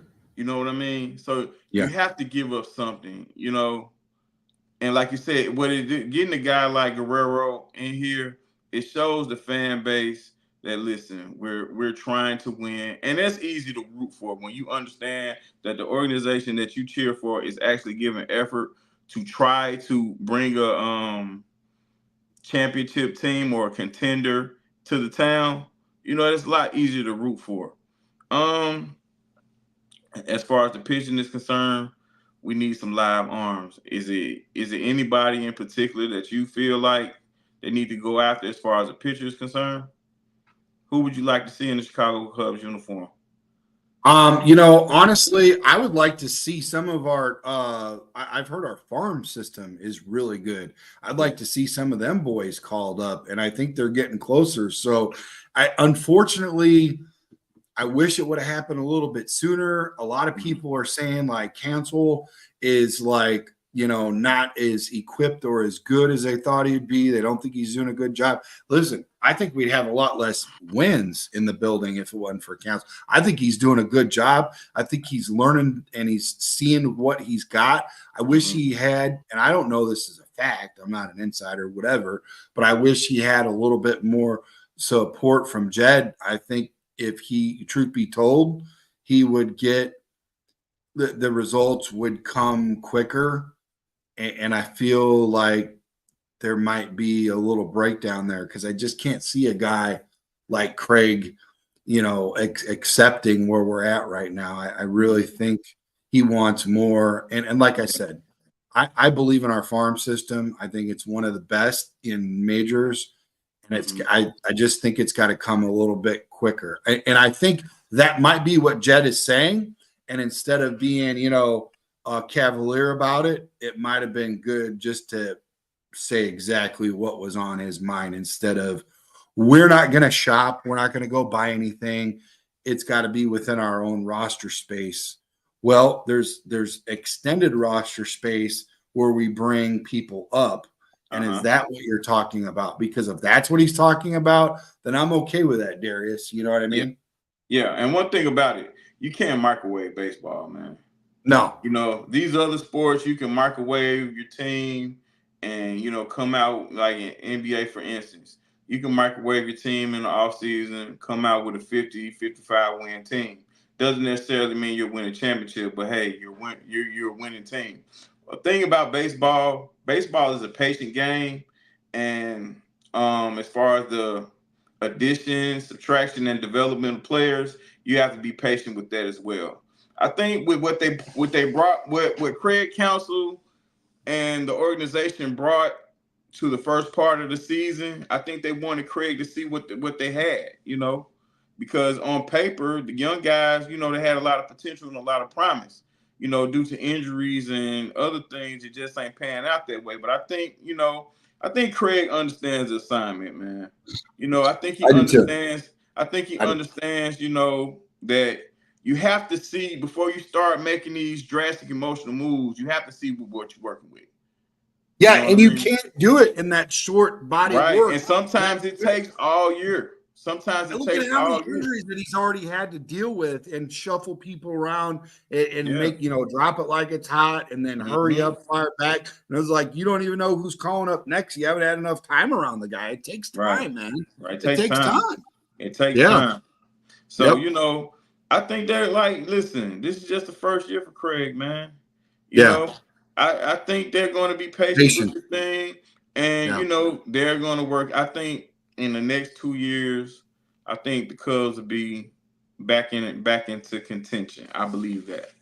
You This know, has an because Eberflus type feel, except Eberflus didn't have the experience that Council did, but yeah, it does have that feel where we just are putting him in a microwave and we want it right, like yeah. Burger King, our way right away. And it doesn't, like you said, it doesn't really happen like that. But do you think that this deal with Vlad is a deal that could become a reality? Or do you think this is just like a dream and a prayer? I'm hopeful. I wouldn't say a dream and a prayer because baseball moves players around like it's nobody's business. You Yeah. know what I mean? Like, And he's on the cheap too, so it's not yeah, like even if we were cheapskates, it's not like we're going out there and blowing a lot of money. And I think yeah. that's where when you're trying to sell something to ownership, Mm-hmm. who if they are looking at the dollar, Mm-hmm. that you're like, hey, dude, this guy's not even on an expiring contract. He's 25. There's a lot of players out there that would cost more. Yeah. Let's just use some player capital. What do you say? I think it's a reality. I think it could happen. I don't It know if could it's all. happen. But as a fan, I can appreciate the effort and you Yeah. showing me that you want to get better. Yes. You know, because listen, I don't care what Yes. nobody say. Everyone knows in Major League Baseball, that the league is a hell of a lot better when the Cubs are winning. Oh man. Yes. Yep. You know what I mean? So, you know, The food listen. tastes better. The Yeah, weather's better. yeah. You could be freezing your butt off in the spring, thinking that spring has sprung and it's warm, and it might not.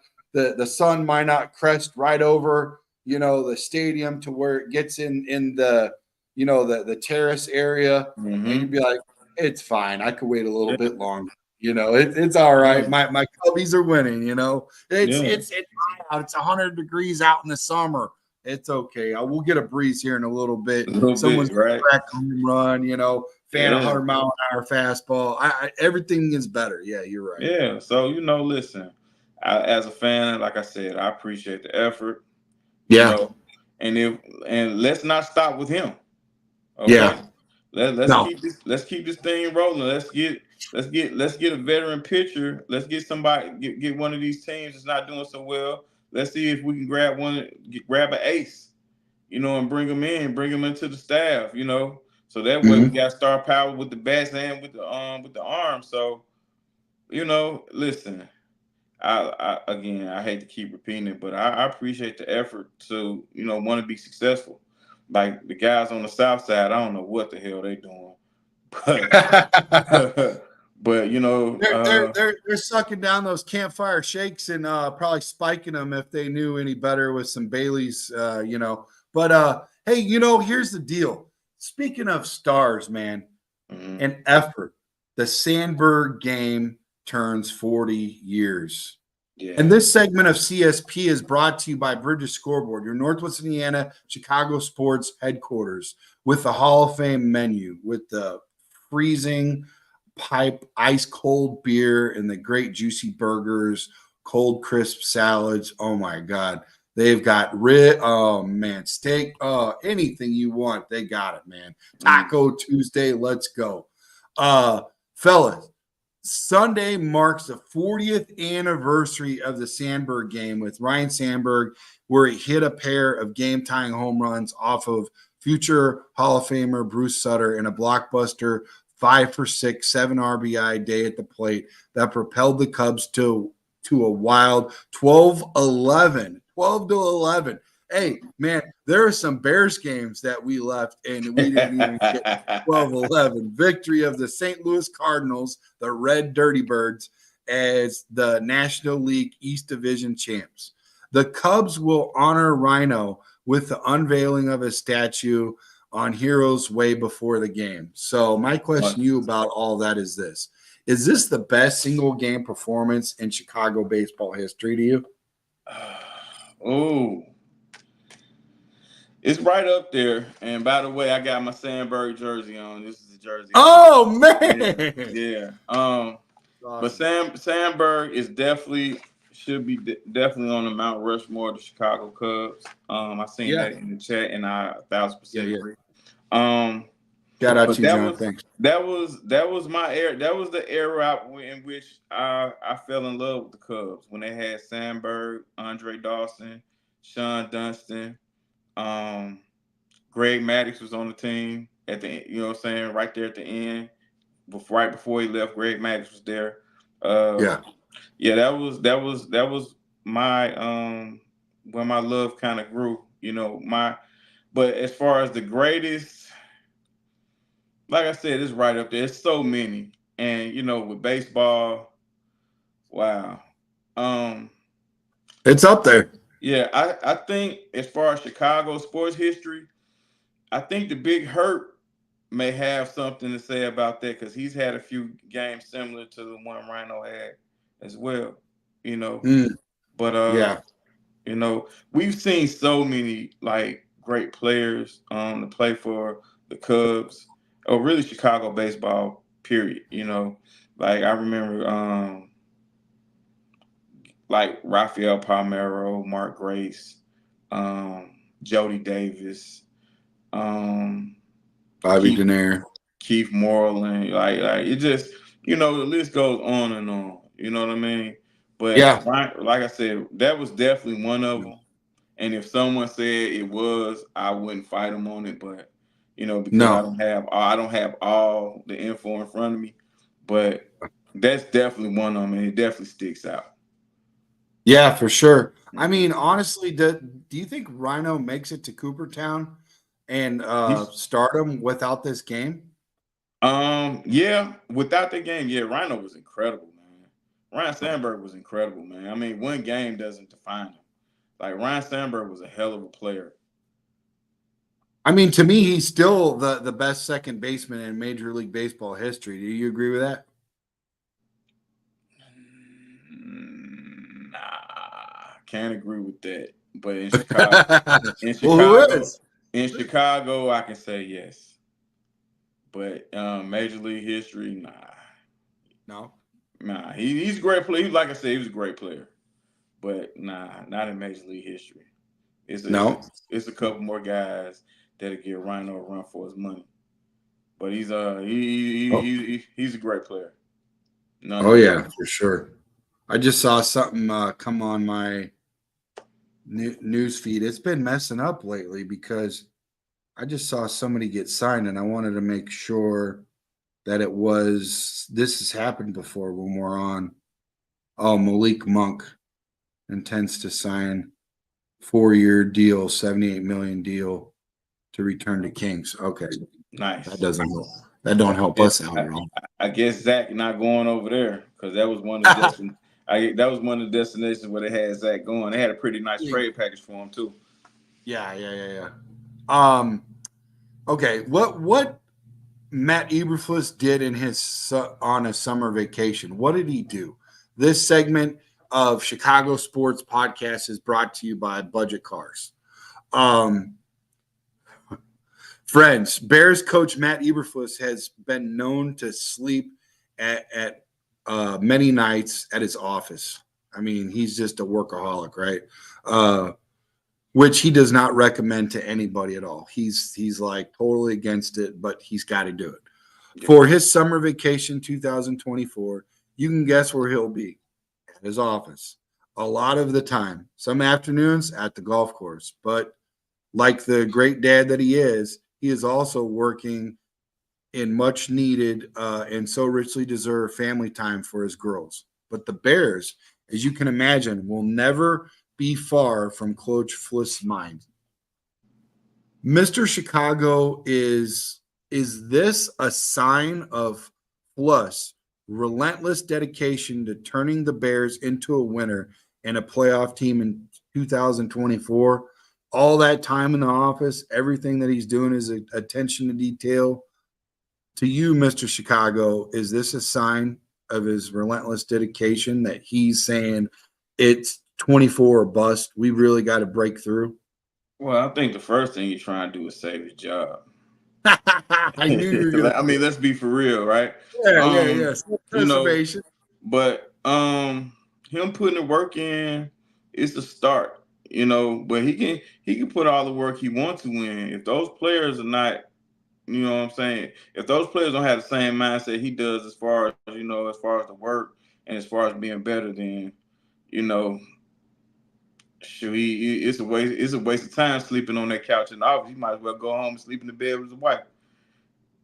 You know, Yeah. but I think it's on the players. Like, you know, coaches, you know, they can only bring so much. Like, how great of a coach would a guy like Andy Reid or Bill Walsh be if he was coaching a team, you know, like a Carolina Panthers, you know what I'm saying, with nothing, you know what I'm saying? Like, you have to have players. I think it's the thing that go hand in hand.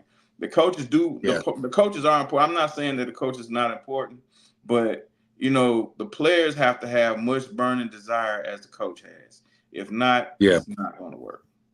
You know, Not everybody run. I'm sorry, but I put a lot of emphasis and a lot of blame on players. You know, coaches do what they do, trainers do what they do,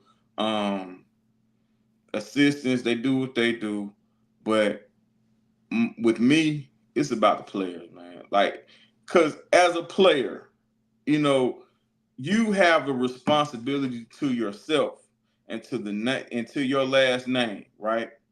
To go out here to be the best you can be in front of the world, okay? Mm-hmm. And be the best you can be in front of the guys that you sit there in that locker room with, and you chop it up and you go through these experiences with on the field, court, or whatever. You know, you have a responsibility to everybody, not including yourself. You know, to be the best you can be, and to go out there and half-ass it and not put in the work while other guys around you are putting in the work. You know, you hurt the team. So, Well, and I like, just saw John bring something up in the chat about CJ Stroud. If those other players aren't putting the work on in the team blocking, if Nate Davis ain't showing up blocking, or if the receivers ain't, catching balls from him when he's out at the beach or in the gym, or out on the practice field tossing balls and putting in all that work, or in the the classroom learning or watching tape and whatever. If you're not doing all those things,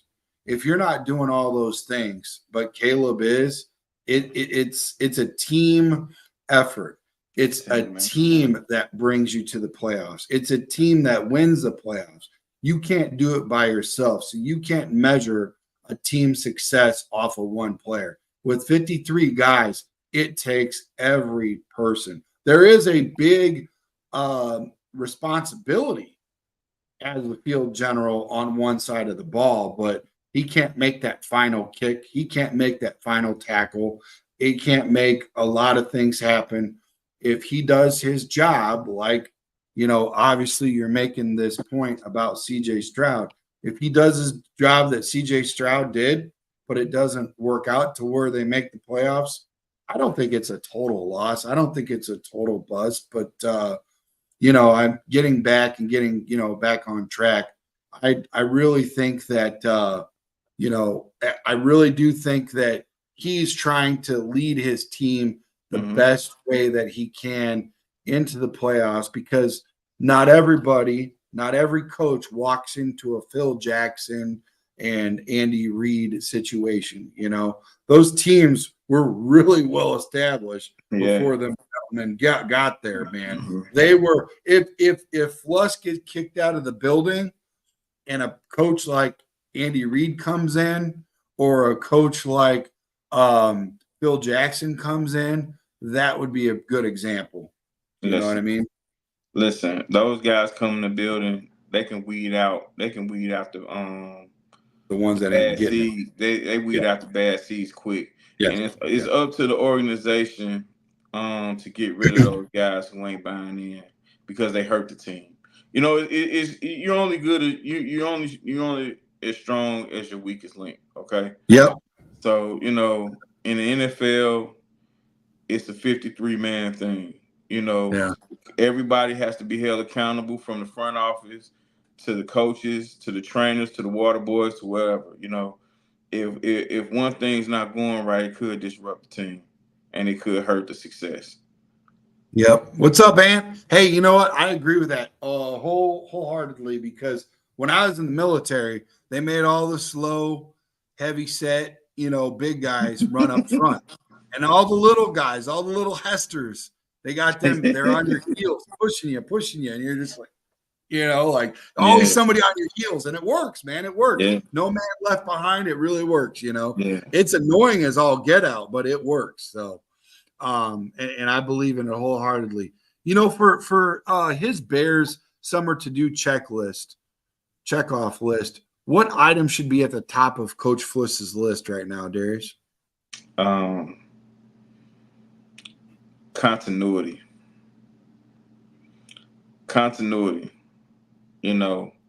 We talk about, who to bring in and who to get out of here, but, continuity is very important. Yeah. Especially for those guys on the front line. This team has to be, locked in together under one goal, you know what I'm saying? For us to really start seeing success. Like we have the players, this is one part of it. But we have to have the continuity, Yep. We have to have the trust of the teammates, We have to have the effort of every side of the ball, all three layers of the game, Well, I'm glad that you brought up continuity because Mhm. who comes next? The next segment is all about continuity. It's all about the ageless Mercedes coming back to the building. Mercedes, bro. This segment of Chicago Sports Podcast, Monsters of the Madhouse, is brought to you by NHL Hall of Famer and Blackhawks legend Chris Chelios, El Bandito Yankee Tequila. Have a drink with Dad this post-Father's Day. You could still use this code DAD, D-A-D, for 15% off a bottle of Anejo. And I said DAD. I spelled it out for you because if you've already been hitting that bottle, you might have forgot how to spell dad. Okay? For dads that want tequila for post-Father's Day, hook your dad up at elbanditoyankee.com.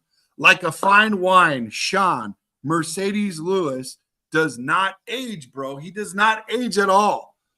He shines. He's a football vampire who has discovered the fountain of youth. Legendary explorer Ponce de Leon searched his entire life for this fountain of youth, bro, and Mercedes Lewis found it. The Bears have re-signed the 40-year-old tight end to a one-year deal for the 2024 season.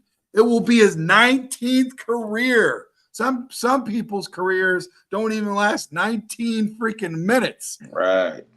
Unbelievable. 19th NFL career for an iron horse who has caught 436 passes for 5,113 receiving yards and 40 touchdowns during a Pro Bowl career. For Fluss, Coach Eberflus calls Mercedes a tremendous leader who has a great way about him. And he has helped everyone in the building, not just the players. He helps Coach Eberflus in terms of the feel for the team and where everybody is in terms of the players. Yeah. What is the secret to Mercedes' endless youth, durability, and endurance during in a sport where the average career doesn't even last 2.5 years, bro? Man, I have no idea, but if I'm Mercedes, I'm packing it up and I got it for sale. Sell it, bro. Sell it. I got it for sale if I'm Mercedes. You know what I mean? But Maybe it's El Bandito Yankee tequila. Who knows? if I'm not mistaken, he caught his first touchdown pass with David Garrard, right? David Guerrero. Oh wow, that is a freaking blast from the past from the Yeah, Jaguars. I think so. I think it's David Wow. Garrard. I think it's David Yep. Garrard. But um, Mercedes Lewis coming out of USC, correct? Um, I don't know, man, but like I said, whatever he got going on is working, and it's worked for him everywhere he's been, man. And salute to him. I'm glad we have him back, you know, to give us some maturity. You know, not saying that those other guys are immature, but you can never have too much. You know, it's always good to have a quote unquote parent in the room. You know what I mean? Yeah, for sure, man. For sure. And he's like you said, he's going to help not just the tight end room, but he's going to help the whole offense. And he's gonna help Caleb a whole lot because he's played and lined up for a ton of quarterbacks. You know, as far as the offensive line and blocking, he's an excellent red zone threat. Let's not forget about that. You know, and with all the noticeable weapons that we have, he's going to be one that slips through the cracks, and he can have a lot of success in the red zone, and also do well in the running game with the blocking and getting, you know, setting that edge so them guys can get around. You know what I mean? So you're actually leading into my next question. I love it because you're always a forward thinker, and that's okay. I have no problem with that because here's the deal, brother. He's not just coming back solely for his tremendous leadership skills or to share his fountain of youth or also for his, it's also about his play. It's about his play because you just said setting the edge, going out for some catches. Mm-hmm. He could be a secret red zone and big play yardage for Caleb. I mean, really, that to him, when he's playing with somebody that is possibly older than his daddy, that is, I mean, seriously, that he's definitely older than some of the coaches.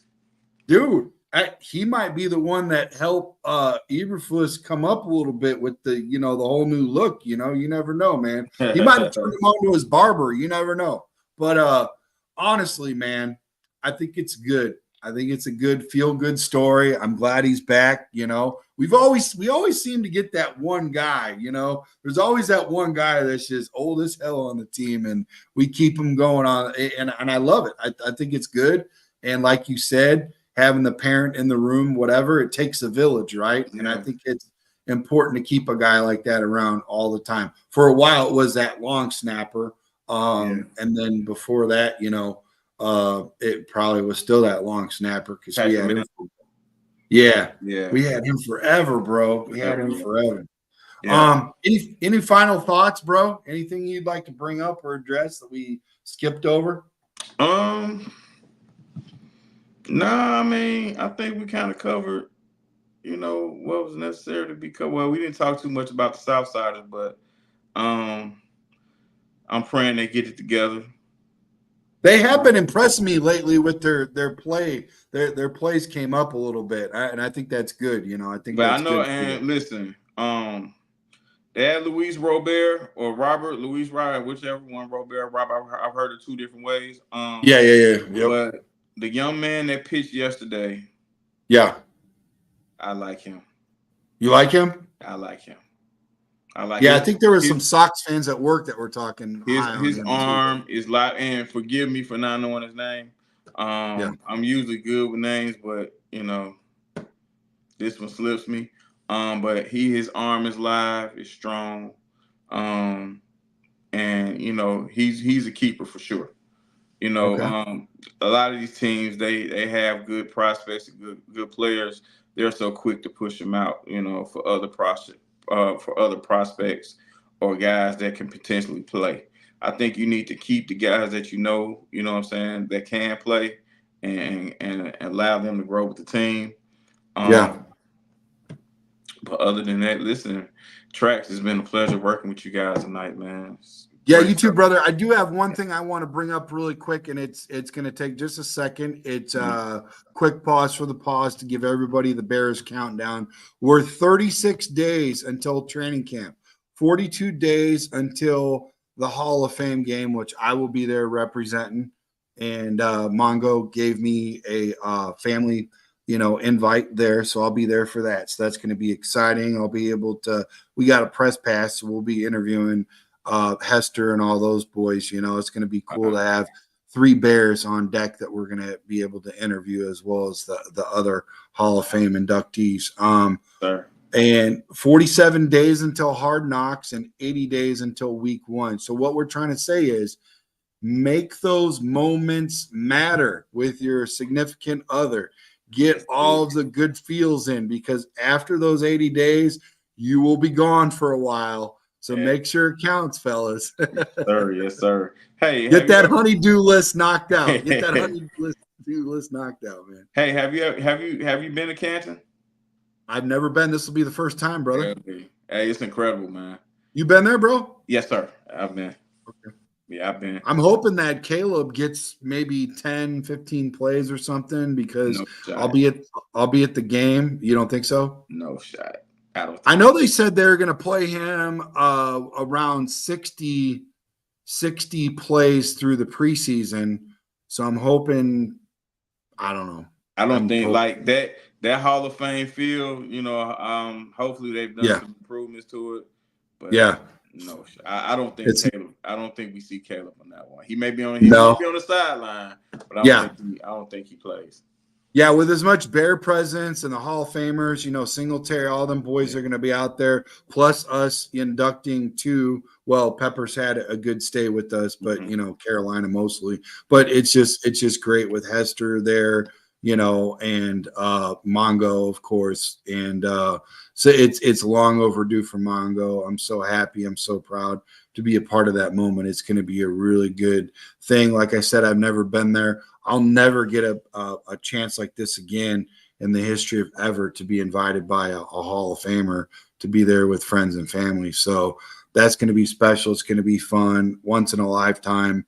But like I said, man, you guys get that honey-do list in. But that she's already got me out there in the yard doing all kinds of stuff, pressure washing for hours. Deciding that pressure washing, Darius, it's therapeutic, man. You start off doing the sidewalk, and then the siding on the house. Next thing you know, you're doing the gates and everything, and the fences and stuff. It's pretty cool, man. Yeah. So I'm getting a lot of work in. It's been hot out here. What's it been like where you're at? Oh, smoking, man. I'm in the South, so we're getting 90s, and we're getting close to 100, man. Yeah. 90, close to we've been, and then we got that real feel because the humidity where it pushes up over and all that. Today was a nice pause.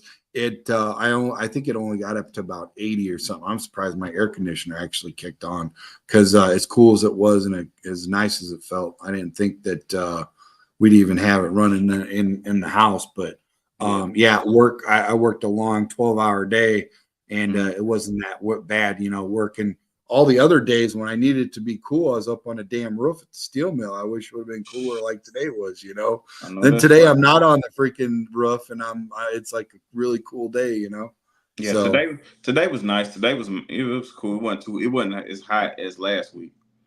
Now you got that thing brewing by you, right? That tropical storm or something like that, Alberta. I'm not quite sure. Don't make me say it, because I'm not really. It feels like it though. I'm not gonna lie to you. It feels like something's coming. Because when the heat gets intense like that, something's coming. And this is the time of the year for all of that.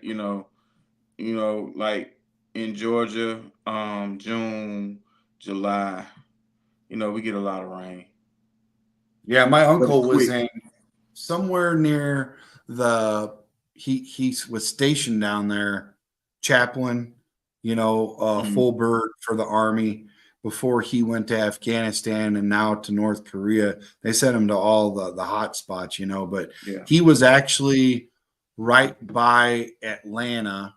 I think it was Martinsville or Martinez or so. He said it gets hot, dude. It gets hot.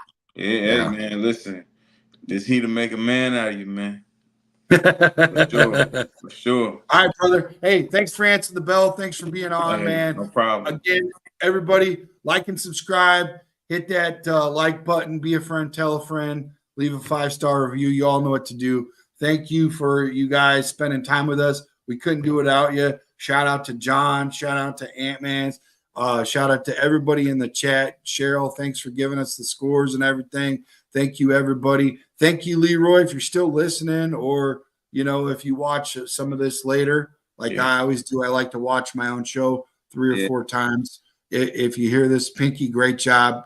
Darius, great, impeccable job. Thank you for giving us that colorful detail about the NBA and everything and what's going on right now in the draft and all that, because we'll all be looking at that here very shortly. What is it, June 28th, June 29th or something like that? Yeah, I think it's the 28th. Yeah, that's coming. Yeah, that's 8 days away, bro. Yeah, 8 days away. And I appreciate you having me, man. I really enjoy doing this. I love basketball, and I know sometimes I may get long-winded, man. I apologize about that, man. But I love it. It's just passion of the game, man. And it's always cool to be able to. It's always cool to be able to share knowledge, man. To share knowledge and receive knowledge is always cool. Yeah, iron sharpens iron. John was giving us some pretty good nuggets of the day earlier, and we get something out of you guys. We really appreciate you guys coming out, and iron sharpens iron. That's what we are all about in Chicago. You probably won't get this out of 31 other teams. I mean, I'm not gonna trash other teams, but I have to say Chicago, as far as the fan base, we're pretty smart, and I think some of them might be as dumb as a box, especially the Packers, man. I bet you those fans are as dumb as a box of rocks, Yeah, I can have a few choice words about them people, but let me go ahead and put this block of cheese on my head and try to make fun of something. Like, come on, man. No way. And I'm no way. I'm gonna let them live, though. I'm gonna wait till that season come around, and I'm gonna share my my displeasures with them then. It's always fun to do it then. Bro, do you think, I mean, could you imagine what you and hey, what about Pinky? What about Pinky when we beat the Packers? Oh my gosh. Man. Whoa, I want to be on the show right after we're going to do emergency. We got to drop everything. We got to get to our computers, fire it up. We got to have a podcast. Pinky's got to be on there. I got to see what's about to happen. We got to get your pop. We got to jump that thing off, man. Yeah, jump it off. Yeah. All right, man. Hey, be good. Have a good night. Hey, peace, man. Have a good night. Hey, Chicago Sports Podcast. Shout out to y'all. We out.